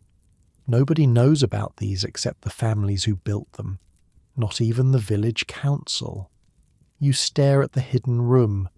There are supplies in there, dried food, water skins, a small lamp, everything you'd need to survive for days, maybe weeks, while enemies search the chambers you'd seemingly abandoned. My husband built this during the worst of the raids, 50 years ago when the Norse were still coming. We hid in here for 3 days once while strangers walked through our main chambers, looking for treasure that wasn't there. 3 days? 3 days, with 2 children and a baby who couldn't cry because I kept my hand over her mouth. That was your Aunt Marta. She never talks about it, but she remembers. You can see it in her eyes, sometimes when spaces get too small. You think about Marta, Henrik the blacksmith's wife, pregnant and uncomfortable during the raid 2 weeks ago. You wonder if her fear of tight spaces comes from those 3 days in a hidden room, a baby too young to understand why silence was survival. Every family should have a hidden room, Gerda says, closing the false wall. It clicks back into place, invisible again. I've told your father this. He's working on one, but he hasn't finished yet. When he does, you should know where it is. The rest of the tour takes most of the day. You learn about the warning systems. There are 3 ways to signal danger. The church bell above ground, which everyone knows. A series of horn blasts from the watchman's post on the eastern hill. And a 3rd system, underground only, that your father shows you with obvious pride. In the main passage between your chambers and Eric's, there's a hollow section of wall. When you strike it with your palm in a certain rhythm, the sound carries through the packed earth to connected chambers. Anyone listening will hear a dull thump, thump, thump that doesn't sound like anything natural. 3 fast hits means get underground now, your father explains. 3 slow hits means all clear. 2 fast and 1 slow means meet at the central chamber, Eric's place, for a count. What if someone's too far away to hear? The sound passes through the walls. Each person who hears it repeats it in their section. Message can travel the whole network in less than a minute. You practice the signals until your palm stings. 3 fast, 3 slow, 2 and 1. Simple patterns, but they could save lives. What if someone's deaf, you ask? Or if they can't hear well? Your father nods, like he's been waiting for this question. Feel the wall when you strike it. You press your palm flat against the clay while he thumps the signal pattern, and there it is. Not just sound, but vibration. A pulse running through the earth itself. The deaf feel it through their hands, he says. That's why we always signal on the same wall sections. Everyone knows where to put their palm. It's such a small thing, but it changes how you think about the whole system. Someone, at some point, thought about the people who couldn't hear, thought about how to include them, built the system so nobody would be left behind. Your grandmother was going deaf at the end, your father adds quietly. She's the one who figured out the vibration part, said if she had to die, she wasn't going to die because her ears stopped working. By the time you emerge from the underground, the winter sun is already setting. The day passed faster below than it felt. Something about being in those chambers makes time work differently. Maybe it's the lack of natural light, or the steady temperature that never changes, or just the weight of all that earth pressing down on you, patient and eternal. Your mother has supper waiting. Pottage, again, thick with whatever vegetables could be spared from the dwindling stores. But there's a small piece of salt pork floating in your bowl, a luxury that makes you feel guilty and grateful at the same time. How was it? She asks. Big, you say, because that's the only word that feels right. I didn't know it was so big. Your father smiles. It's a rare expression on his weathered face. Your grandfather started it. I added to it. Someday you'll add more. That's how these things grow, generation by generation, like rings on a tree.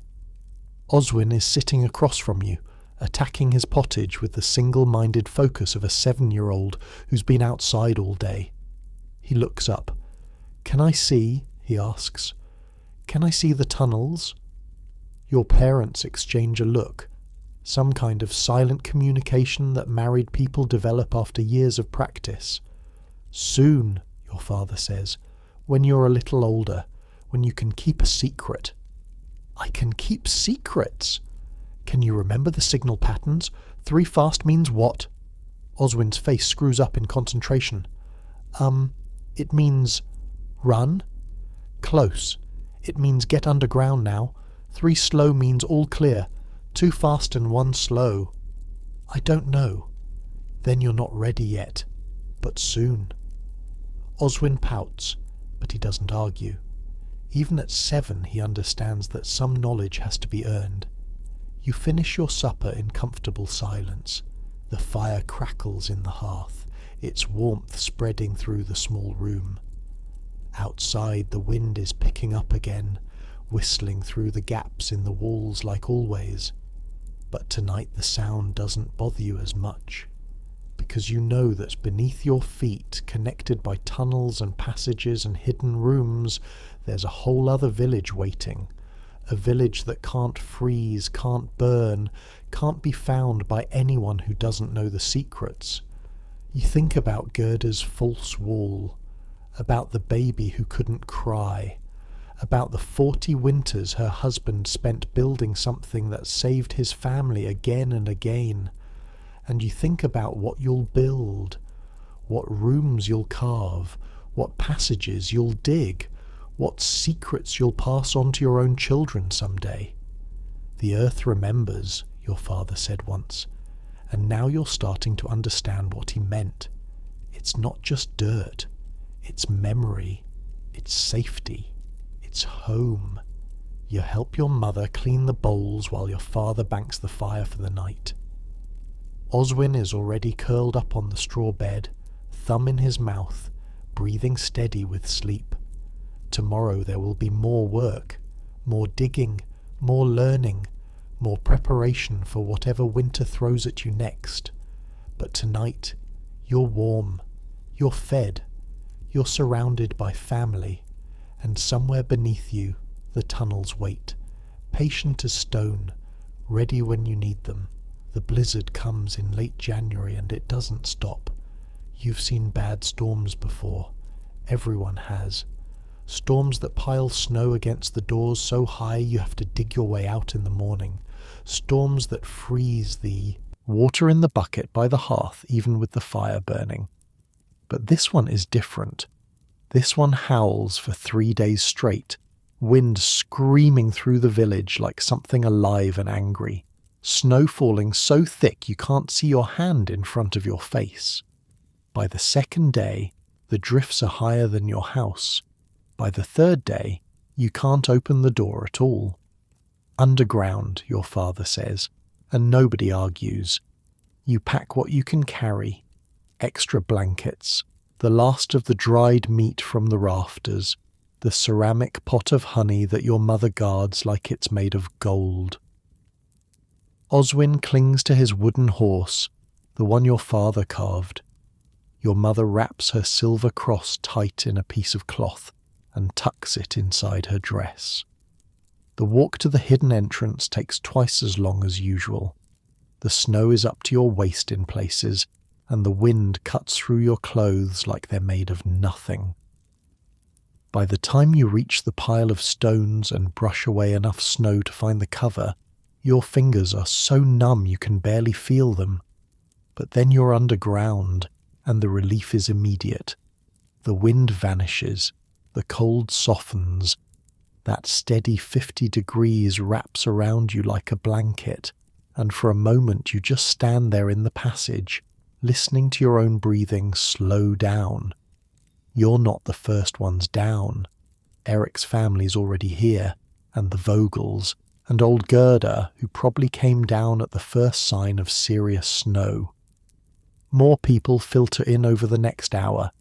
The Mullers, Ulrich the tanner and his quiet daughter Greta, the widow Brunhild with her 4 children, the youngest riding on her hip, and Henrik the blacksmith's son practically carrying his wife Marta down the steps. Marta looks terrible. Her face is grey, slick with sweat despite the cold journey. Her belly is huge now, much bigger than it was during the raid a month ago. And she's making small sounds with each step, little grunts of pain that she's trying to hide. "How long?" your mother asks, taking Marta's arm and helping Henrik guide her to the sleeping platform. "Since this morning," Henrik says. His voice is shaking. She didn't want to say anything, thought it would pass. Your mother and Gerda exchange a look. That look women get when men are being useless about women's matters. "It's not going to pass," Gerda says flatly. "This baby's coming whether the storm stops or not." Henrik goes pale. Actually pale, like someone drained the blood from his face with a bucket. He's a blacksmith. He works with fire and iron and things that could kill him every day. But watching his wife prepare to give birth in an underground chamber during a blizzard is apparently where his courage runs out. "Go check on the drainage channels," your mother tells him. "Make sure they're clear. We might be down here for days." It's busy work. Everyone knows it's busy work. But Henrik latches onto the task like a drowning man grabbing a rope and disappears down the passage toward the storage chamber. "Agnes," your mother says, "come here." You've never seen a baby born before. You know the basics, the way any village girl does. You've seen animals give birth plenty of times, and you know humans aren't all that different in the important ways. But knowing something and doing something are two completely different things. The next hours blur together. Marta labours on the sleeping platform surrounded by furs and blankets, while the women of the village take turns holding her hands and wiping her forehead. The men stay in the other chambers, keeping the children distracted, keeping the supplies organised, keeping out of the way. Your father has Oswin and is telling him stories about knights and dragons, his voice carrying faintly through the passages. You become your mother's extra pair of hands. Fetch clean cloth. Bring water from the storage barrel. Hold this. Press here. Don't let go until I tell you. Marta screams once near the end, a raw animal sound that echoes off the clay walls and makes everyone in the connected chambers go quiet. Then there's a wet sliding noise, and then a new sound. Crying. Thin and high and alive. "A girl," your mother says, and her voice cracks on the word. She's holding something small and red and squirming, something that's kicking its tiny legs against the air like it's trying to swim. Healthy lungs, good colour, 10 fingers, 10 toes. She hands the baby to Marta, who takes her with hands that are trembling from exhaustion. Henrik appears in the entrance, his face still pale but now mixed with something else. Wonder, maybe, or terror. Hard to tell the difference sometimes. "A daughter," Marta whispers. "Look, Henrik, a daughter." Henrik drops to his knees beside the sleeping platform. He's crying. This huge man who bends iron for a living, crying like a child over the tiny pink thing in his wife's arms. "What will you name her?" Gerda asks. Marta looks around the chamber, at the clay walls, the carved decorations, the lamp flames flickering in their niches, at the faces of the people who helped bring her daughter into the world, underground, in the middle of a blizzard that's still howling somewhere far above them. "Erdine," she says. "It means from the earth." Nobody speaks for a moment. It's not a common name. But down here, surrounded by earth on all sides, it feels right. Erdine, born in a hole in the ground, in a chamber carved by dead men's hands, while the world above tried its best to freeze everything alive. The storm continues for 2 more days. You settle into a rhythm, the kind of routine that develops when people are forced to live in close quarters with no clear end in sight. Mornings start with a count. Headman Otto walks through all the connected chambers, counting heads, making sure everyone's accounted for. Then breakfast, which is smaller than it should be because supplies are running low and nobody knows how long this will last. After breakfast, the children get restless. There's only so much you can do in an underground chamber, and most of it gets boring fast. So the adults take turns entertaining them. Your father tells stories. He's not particularly good at it. His voice flat and his pacing awkward. But the children don't seem to care. They huddle around him in the passage between chambers, eyes wide, as he describes battles between kings that probably never happened and monsters that definitely don't exist.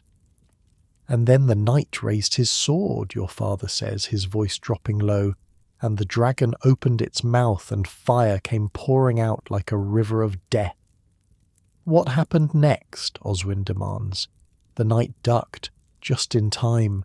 The fire went right over his head, so close it singed the feathers on his helmet. "Knights don't have feathers on their helmets," one of the Brunhild children objects. "This one did. He was a special knight." The children accept this logic without further complaint. That's the thing about stories underground. The rules are different. Normal doesn't exist down here, so why should it exist in the tales? Old Hans, who lost all his dried fish in the raid and hasn't stopped complaining about it since, turns out to be surprisingly good with children. He teaches them games, knucklebones, played with actual bones he pulls from his pocket, a counting game where you try to guess how many fingers someone's holding behind their back, a memory game where you have to repeat back longer and longer sequences of words. Red fox, fat pig, old boot, Hans says. Red fox, fat pig, old boot, the children chorus back. Red fox, fat pig, old boot, broken wheel. Red fox, fat pig, old boot, broken wheel. Red fox, fat pig, old boot, broken wheel. Frozen puddle, angry goat. The sequence grows until someone misses a word and has to drop out. Usually it's Greta, the tanner's daughter, who wins. She has a mind like a trap, can remember sequences of 20 words without breaking a sweat. The other children have started calling her the keeper because she keeps everything locked up in her head. There are other rituals too. Midday prayers, led by whoever remembers the most words. Evening songs, quietly, so as not to disturb the babies. The lighting of fresh lamps when the old ones sputter out, which becomes a kind of ceremony, a marker of time passing in a place where time doesn't really exist.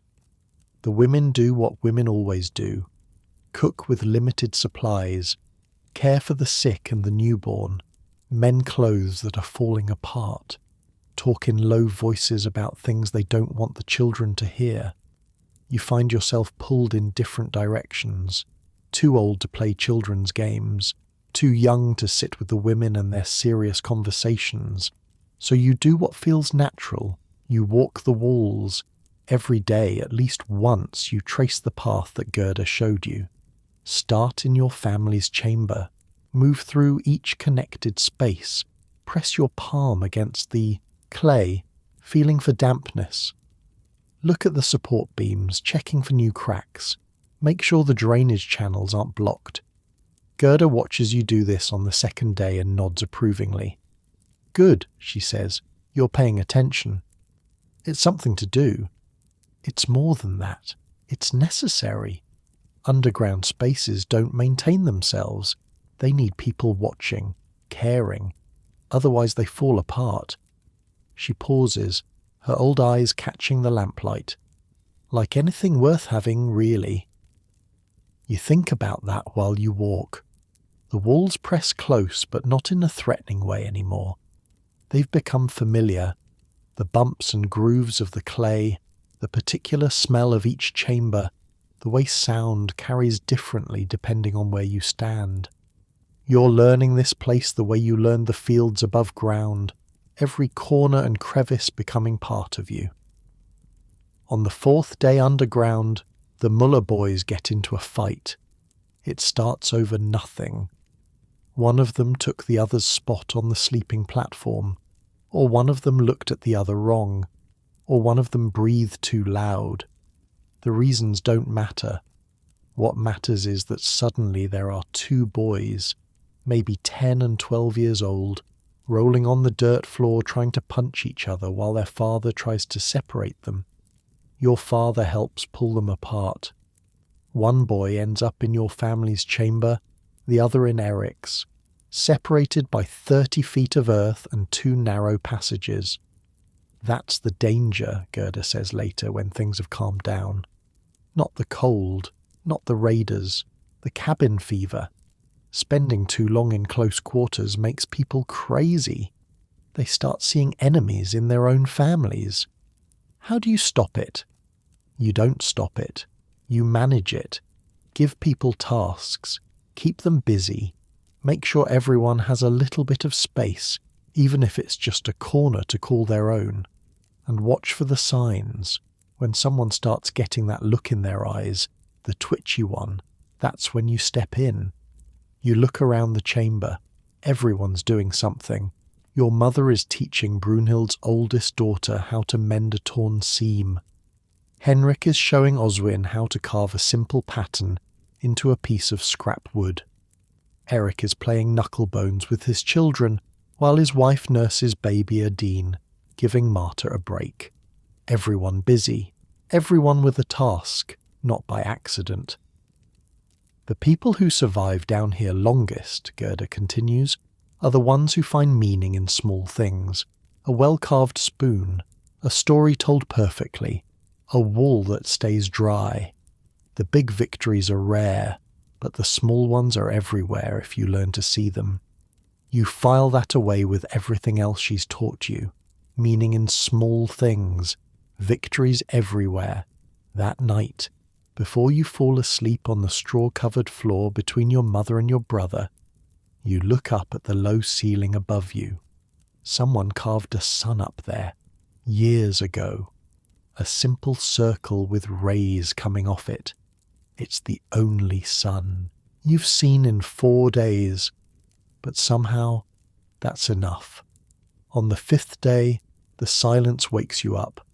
You lie still for a moment, trying to figure out what's different. Then you realize, the wind. You can't hear the wind anymore. You've gotten so used to that distant howling, that muffled roar that never quite stopped, that its absence feels louder than its presence. The storm is over. Your father is already awake. He catches your eye and puts a finger to his lips. Quietly, so as not to wake the others, he gestures for you to follow him. You make your way to the entrance passage, stepping over sleeping bodies, avoiding the trip hazards of bags and bundles scattered across the floor. The wooden cover is still in place, but your father presses his ear against it, listening. Nothing. He waits, counts to 100 probably. Then he pushes the cover up just a crack, letting in a sliver of grey light that makes you squint after days of nothing but lamp glow.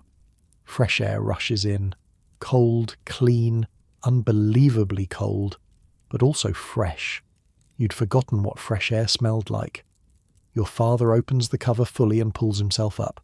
You follow. The world above is white, completely white.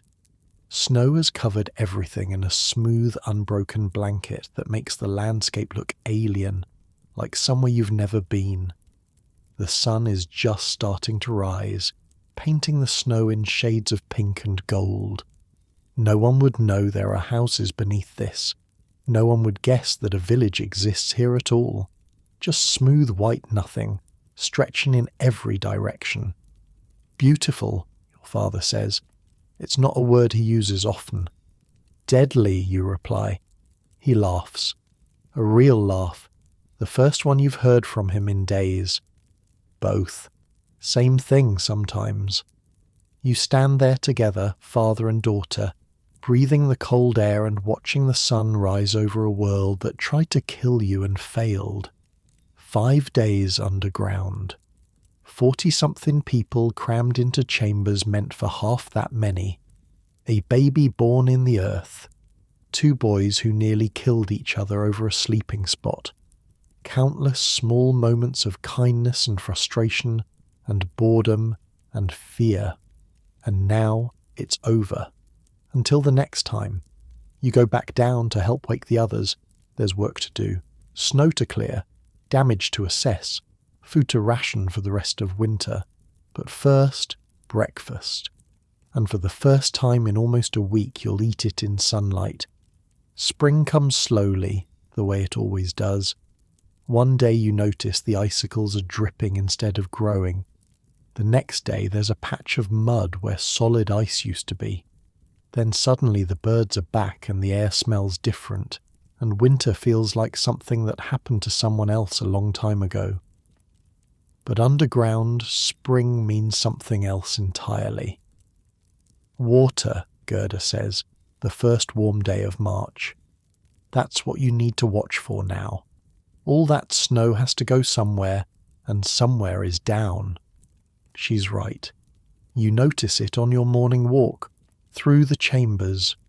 The walls that stayed dry all winter are starting to sweat. Little beads of moisture forming on the clay, gathering into drops, running down to pool in the drainage channels. The channels your father dug years ago, the ones that seemed almost excessive when you first learned about them. Now you understand why he made them so deep. The frost line is thawing, your father explains when you mention it to him. All that frozen ground is turning to mud, and mud moves, seeps, finds every crack and gap. You spend the next week doing nothing but water management, clearing debris from drainage channels, checking the collection pits, making sure the slopes are still working, still guiding water away from the living spaces and toward the exits where it can drain safely outside. It's boring work, repetitive. Your knees ache from crawling through low passages, and your hands are constantly cold and wet. But every time you clear a blocked channel and watch the backed up water start flowing again, there's a small satisfaction in it. A tiny victory, like Gerda talked about. You find a bird's nest wedged into one of the ventilation shafts. A wren, probably, looking for shelter during the winter and never leaving. The nest is blocking half the airflow, and when you pull it out, you find 3 tiny skeletons inside. Chicks that never made it. You say a small prayer for them, because it seems like the right thing to do, and then you clear the rest of the debris and move on. That's life down here. Things die in the dark sometimes.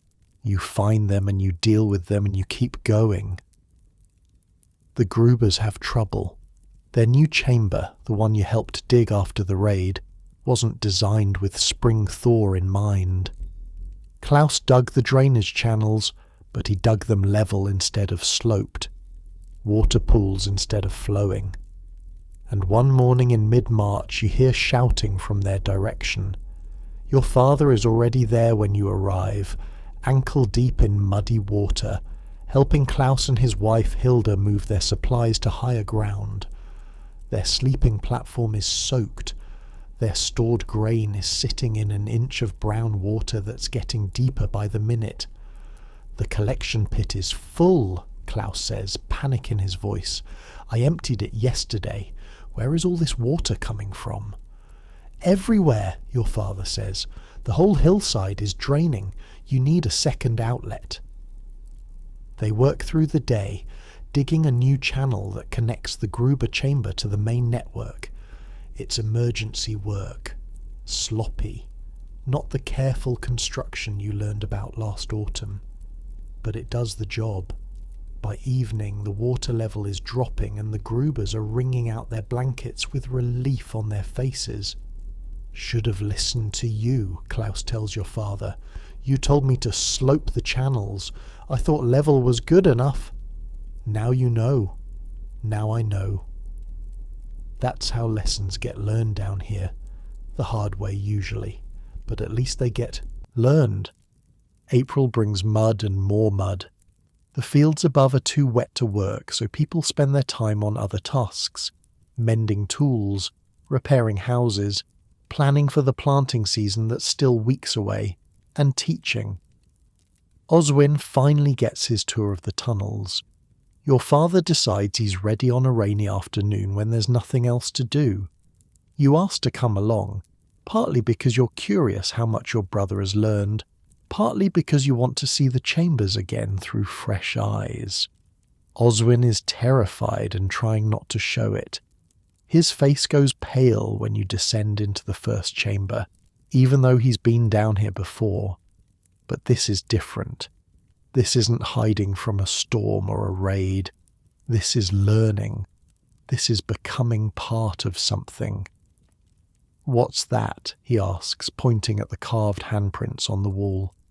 Grandfather's hands, your father says, and his father's before him, and others, going back longer than anyone remembers. Why? Because they wanted to leave something, proof that they were here, that they mattered. Oswin thinks about this. Then, without asking permission, he presses his own small hand against the wall next to the ancient prints. His fingers don't reach as far as the old ones. He's just a child still, his hands soft and unmarked. But someday they won't be. Your father doesn't scold him, just watches, a small smile playing at the corner of his mouth. Now you're part of it, he says, part of the wall, part of the story. The tour continues. Oswin learns the same things you learned months ago, but his reactions are different. Where you were curious, he's nervous. Where you ask questions, he's mostly silent, absorbing everything with wide eyes and a furrowed brow. The narrow passages scare him. You can see it in the way he hesitates before entering each one, the way his breathing gets faster when the walls press close. It's okay to be scared, you tell him, surprising yourself. I was scared too at first. You were? Everyone is. The earth is heavy. It's above you and around you, and there's nowhere to run if something goes wrong. That fear keeps you careful. He nods slowly. Doesn't look convinced, but at least he keeps moving. By the end of the tour, he knows the signal patterns. 3 fast, 3 slow, 2 and 1. He knows where the collection pits are and why they matter. He knows about the false wall in Gerda's chamber, though your father makes him swear not to tell anyone, not ever, not even his best friend. Some secrets save lives, your father says. That one's yours to keep now. Oswin takes the responsibility seriously. You can see it in the set of his small shoulders, the way his jaw tightens. He's 7 years old, and he's been trusted with something important. It's changing him already. That night he crawls into bed next to you and whispers in the dark, "Agnes, do you think I'll be good at it? The underground stuff." You think about the question. He was scared today, genuinely scared. But he didn't run. He didn't cry. He kept putting one foot in front of the other, even when the passages got narrow and the ceiling got low. "Yeah," you say. "I think you'll be good at it." He's quiet for a moment. Then, "Better than you?" You laugh. Can't help it. "Don't push your luck, little brother." He giggles, then rolls over, and within minutes his breathing has gone slow and steady. Asleep. Children do that. They can be terrified one moment and dead to the world the next. You lie awake a while longer, listening to the sounds of the house. Your parents talking quietly by the fire, an owl somewhere outside, the creak of settling wood. Tomorrow there will be more work. There's always more work. But tonight, just for a moment, everything feels complete. Summer arrives like a surprise party nobody asked for. 1 week the mornings are still cool, fog rising from the fields, dew on every surface. The next week the sun is blazing and people are complaining about the heat like they didn't spend all winter complaining about the cold. The underground chambers become something different in summer. Instead of shelter from the cold, they're shelter from the heat. That steady 50 degrees that felt almost warm during January now feels blessedly cool during July. People start spending their afternoons underground, escaping the worst of the midday sun. Our grandparents knew this too, your father says, lying on the sleeping platform in the dim coolness while the world above bakes.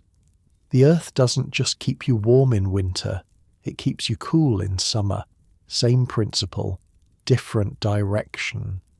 You think about that. The same space serving opposite purposes depending on the season.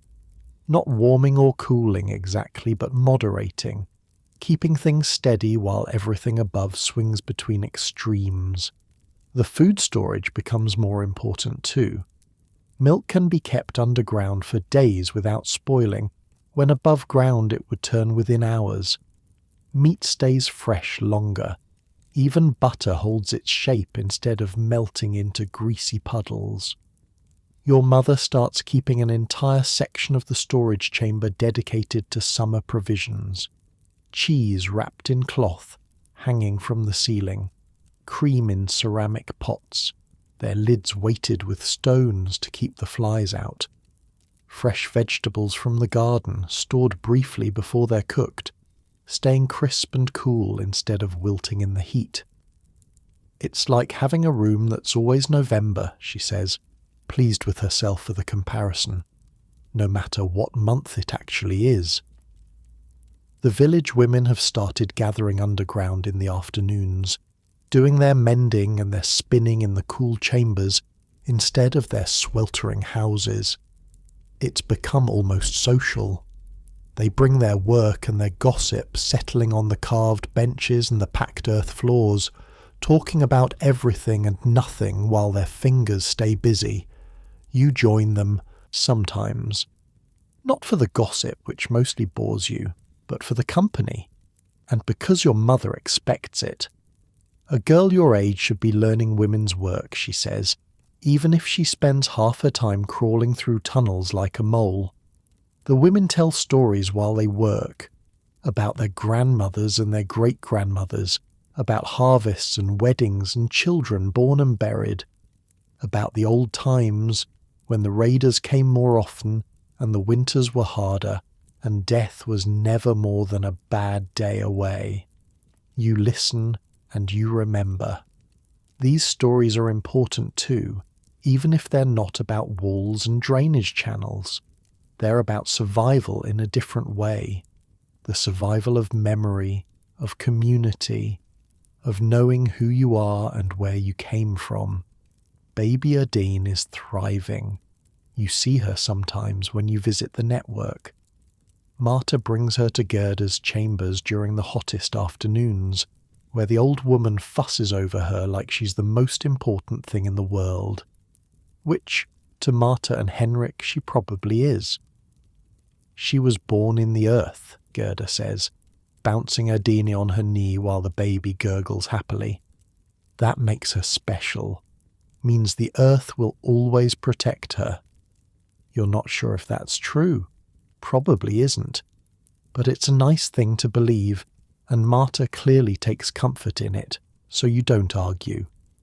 The baby has grown so much since that frantic night during the blizzard. Her face has filled out, her hair has come in dark and thick, and she's starting to make sounds that might be words if you listen hard enough. She doesn't seem to remember being born underground, obviously, but the underground will remember her. By August, you've walked the walls so many times you could do it blindfolded. Every chamber in the network is as familiar to you as your own house. You know which walls tend toward dampness and which stay dry. You know which support beams are solid and which need watching. You know where the air flows fastest and where it gets stale if you're not careful. Gerda has started calling you her apprentice, which makes you feel strange. Proud, but strange. You're 12 years old. You shouldn't be anybody's apprentice at anything, but down here, age matters less than knowledge, and you have knowledge now, hard won, month by month, wall by wall. You'll be the keeper when I'm gone, Gerda says one afternoon, as you're checking a seal she showed you how to apply back in winter. Someone has to be. Someone has to remember what matters. You're not going anywhere. Everyone goes somewhere eventually. That's the point of teaching, making sure it doesn't go with you. You don't like thinking about Gerda being gone. She's become something more than a neighbour over these months. A teacher, a guide. The person who sees things nobody else notices and explains them in ways that actually make sense. But she's old. Really old. And even the earth can't protect against that. The summer storms are different from winter storms. They come fast and loud, thunder cracking across the sky like the world is breaking apart, rain falling so hard it sounds like someone dumping buckets on the roof. But they don't last long. An hour, maybe two, and then they're gone, leaving everything soaked and steaming as the sun comes back out. You don't go underground for summer storms. There's no need. They're not dangerous the way winter storms are. just dramatic. But you check the chambers afterward, every time, making sure the drainage is working, making sure no water has pooled where it shouldn't. It's become automatic, part of who you are now, as natural as breathing. Your father notices. You've got the touch, he says, watching you inspect a wall in the storage chamber. Some people never get it. They dig, they build, but they don't understand. You understand. I just pay attention. That's all understanding is. Paying attention long enough for things to make sense. By September, the harvest is in full swing, and nobody has time for underground work. The chambers wait, patient as always, empty during the day while everyone's in the fields, used for storage as the grain comes in, barrels filling up again after the winter's depletion, the cycle continuing the same way it's continued for generations. You find yourself thinking about those generations a lot these days, the hands on the walls, the chambers that were old before your grandparents were born, the knowledge passed down mouth to ear, parent to child, keeper to keeper. Your handprint isn't on the wall yet. Neither is Oswin's. Not really. The one he pressed against the clay was just impulse, just a child's gesture. Someday you'll do it properly. Someday you'll add your mark to the others, proof that you were here, that you mattered. But not yet. There's still so much to learn, still so many walls to walk, so many secrets to uncover, so many small disasters to prevent before they become big ones. The earth waits. It's patient. It's been here longer than humans and will be here long after you're gone. But right now, tonight, it's yours, your shelter, your safety, your home within a home. And tomorrow, you'll check the walls again. The first frost comes in late October, painting the fields white and making your breath visible in the morning air. You're 13 now. Your birthday passed quietly a few weeks ago, marked by an extra portion of honey in your porridge and a new pair of leather gloves your mother traded for at the autumn market. 13 feels different from 12 in ways you can't quite explain. Heavier, maybe. More real. It's been almost a year since the raid. Almost a year since you first descended into your family's chambers with your father and learned that there was a whole world beneath your feet. Almost a year since everything changed. The village looks different now. The storehouse was rebuilt over the summer, bigger than before, with stone foundations instead of just wood. The Gruber's house is finished, solid and warm with a proper chimney that doesn't smoke. The burned patches on the fields have grown over, and if you didn't know where to look, you'd never know anything had happened at all. But you do know where to look. That's the difference. This morning you're up before anyone else. It's become a habit over the months, this early rising. You like the quiet of the house before Oswin starts chattering and your mother starts cooking and the day fills up with all its endless demands. These few minutes belong to you alone. You pull on your new gloves and slip outside. The entrance to the chambers is hidden better than ever. Over the summer, your father added a layer of sod on top of the wooden cover, so now it looks like just another patch of ground. Even the stones that mark the spot have been rearranged to look more natural. Someone could walk right past it and never know. You don't go down today. Just check that everything's in place the way you do every morning. Cover secure. No signs of disturbance. No animal tracks suggesting something's been digging nearby. A quick scan, barely 30 seconds, and then you move on. The village is waking up around you.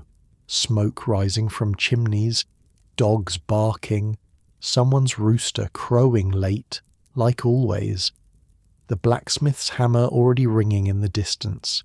Henrik never seems to sleep. You make your way to Gerda's house.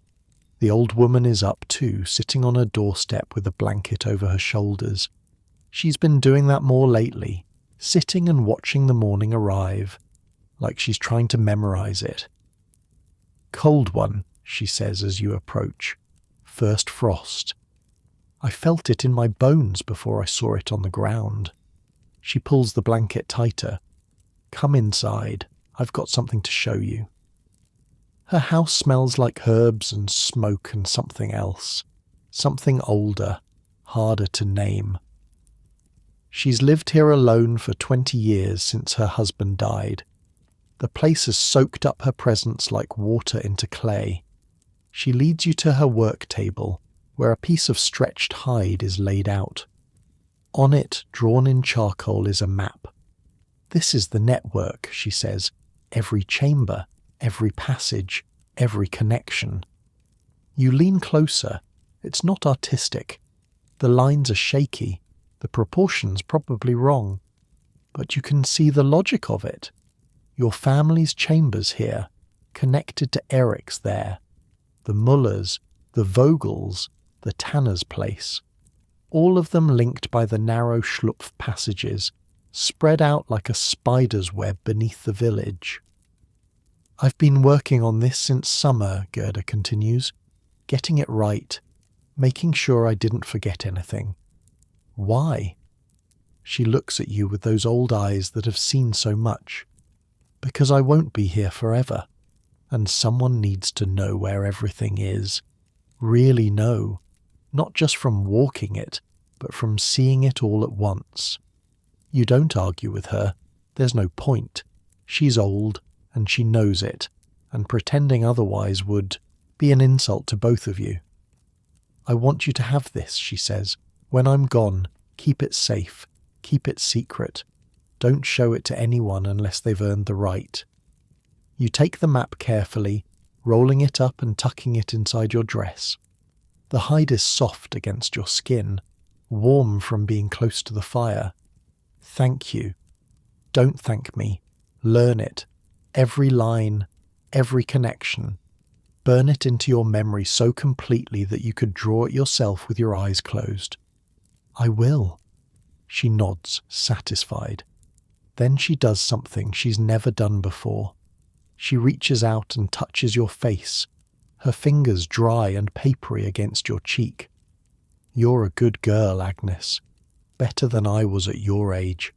Better than most people are ever." She drops her hand. "Now go. I'm tired, and you've got walls to check." You leave her sitting by the fire, the blanket still wrapped around her shoulders. Part of you wants to stay, to ask more questions, to learn everything she knows before it's too late.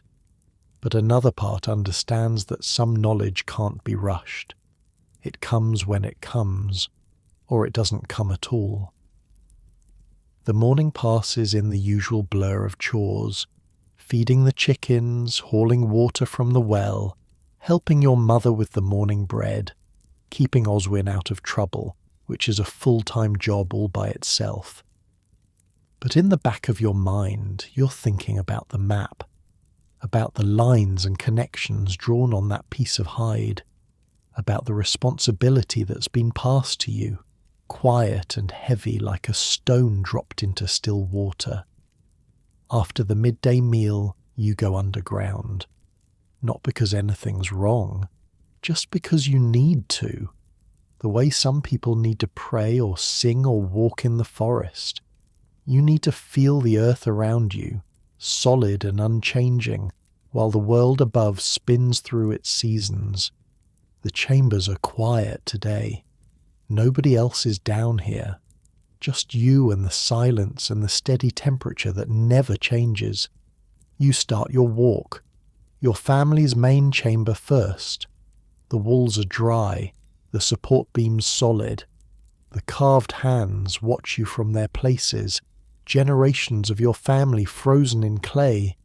Someday your handprint will join them. Not yet, but someday. Through the Schlupf to the Müllers. Franz's animal carvings seem to move in the lamplight. The deer leaping, the boar charging. You check the walls here too. A little dampness near the floor, nothing serious. You make a mental note to come back with ceiling paste tomorrow, on through the network, the Vogel's high-ceilinged room, the Tanner's chemical-scented workshop, Eric's chambers, where Erdine was born during the blizzard. You think about Erdine as you walk, almost a year old now, walking sort of on those wobbly legs that babies have. She was born in the earth, and the earth will always be part of her, whether she remembers it or not. Finally you reach Gerda's chambers, the big complex that her husband spent 40 years building and she spent 20 more maintaining. You walk every inch of it, your fingers trailing along the walls, feeling for the problems she taught you to find. And you do find something.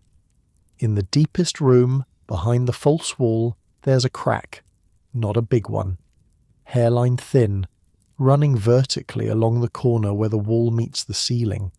You almost miss it. Would have missed it 6 months ago. You press your palm against it. Cold. Slightly damp. Not good.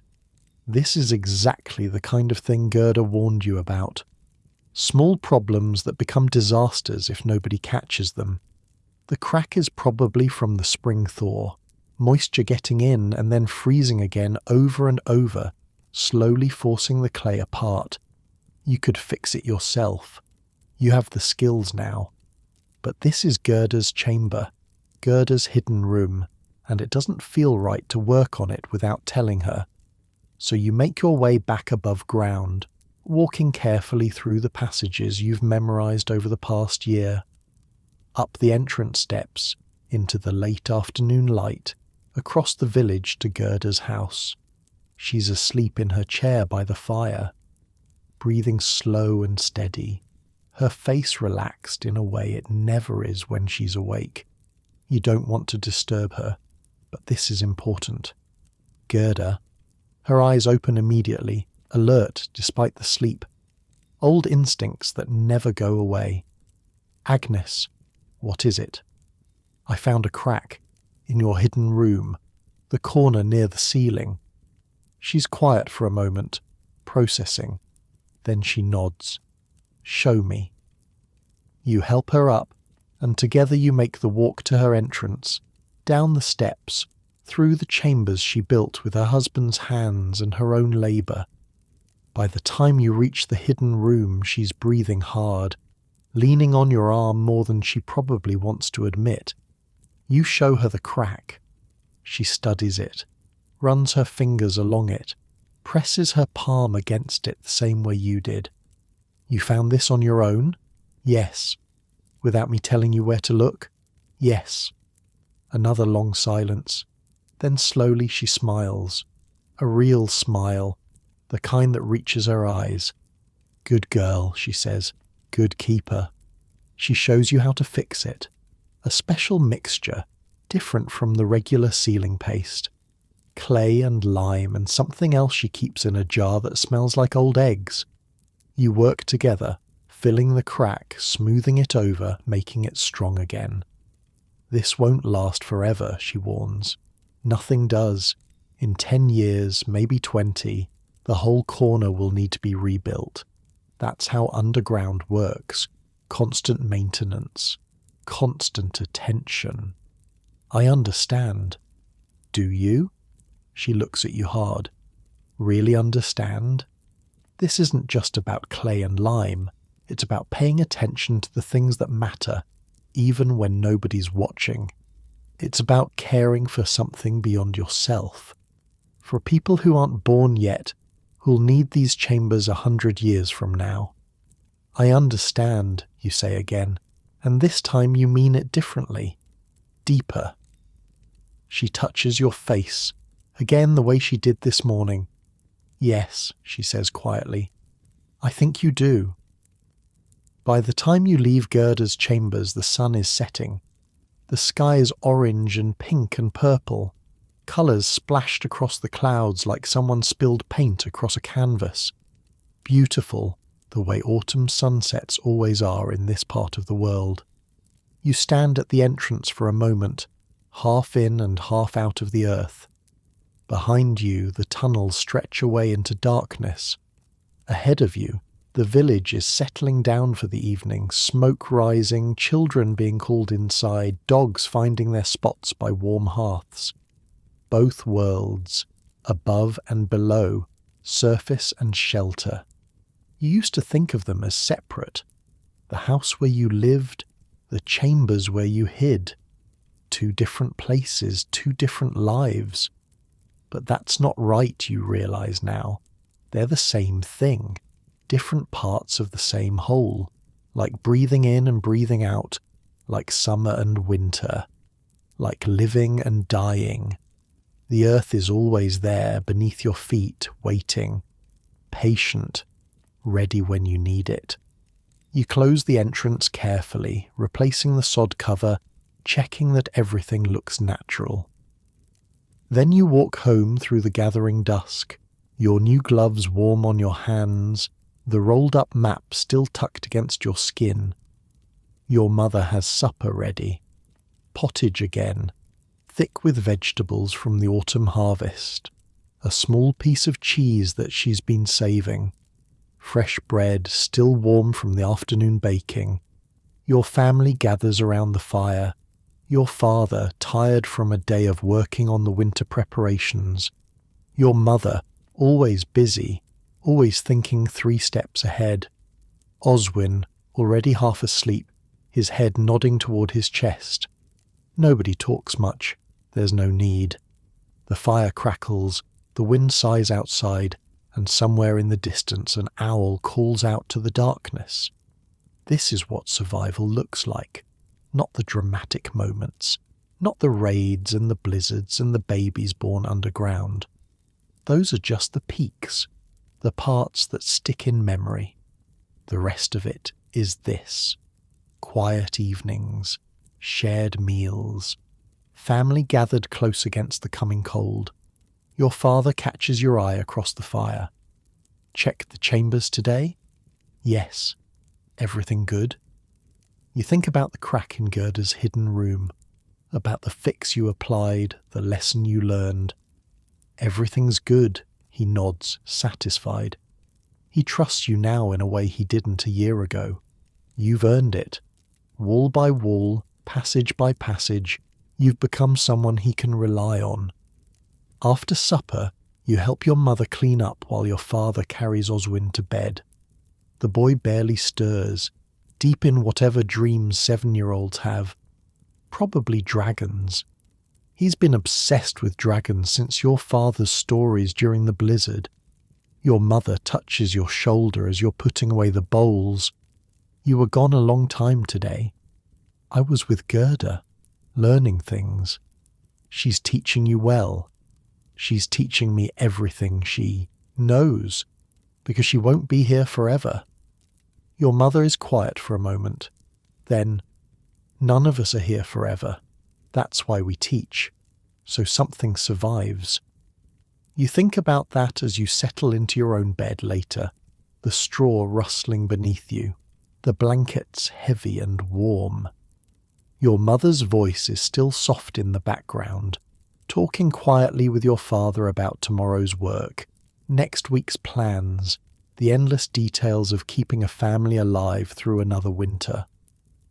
Outside, the first frost has settled over everything, turning the world silver in the moonlight. The cold is coming. The long nights, the short days, the same cycle that's repeated since before your grandparents' grandparents were born.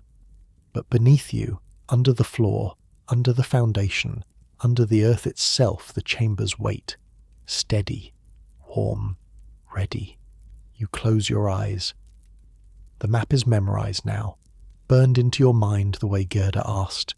Every line, every connection, every chamber and passage and hidden room. You can see it behind your eyelids, a web of safety spread out beneath the village like roots beneath a tree. Your family is safe. Your village is prepared. The earth is patient and you are its keeper. Outside, the owl calls again.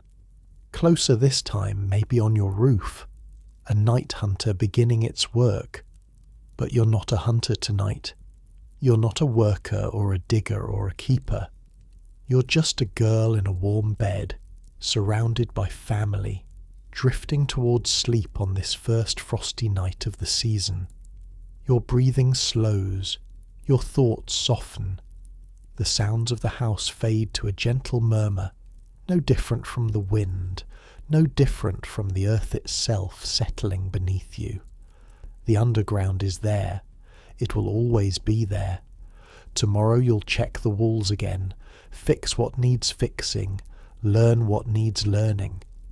But right now, there's only this: the warmth of the blankets, the rhythm of your own heartbeat, the sweet heaviness of a day well spent, pulling you gently down into the darkness. Not the darkness of the tunnels, something softer, something kinder. Sleep. It comes for you the way spring comes after winter, slow and sure and impossible to stop. Your muscles relax, your mind quiets. The last thought you have is of hands pressed into clay, generations of your family, all the keepers who came before you. And then nothing. Just rest. Just peace. Just the deep, dreamless sleep of someone who has found their place in the world, above the ground and below it, part of something older and larger than any single life. The earth holds you, and you are home.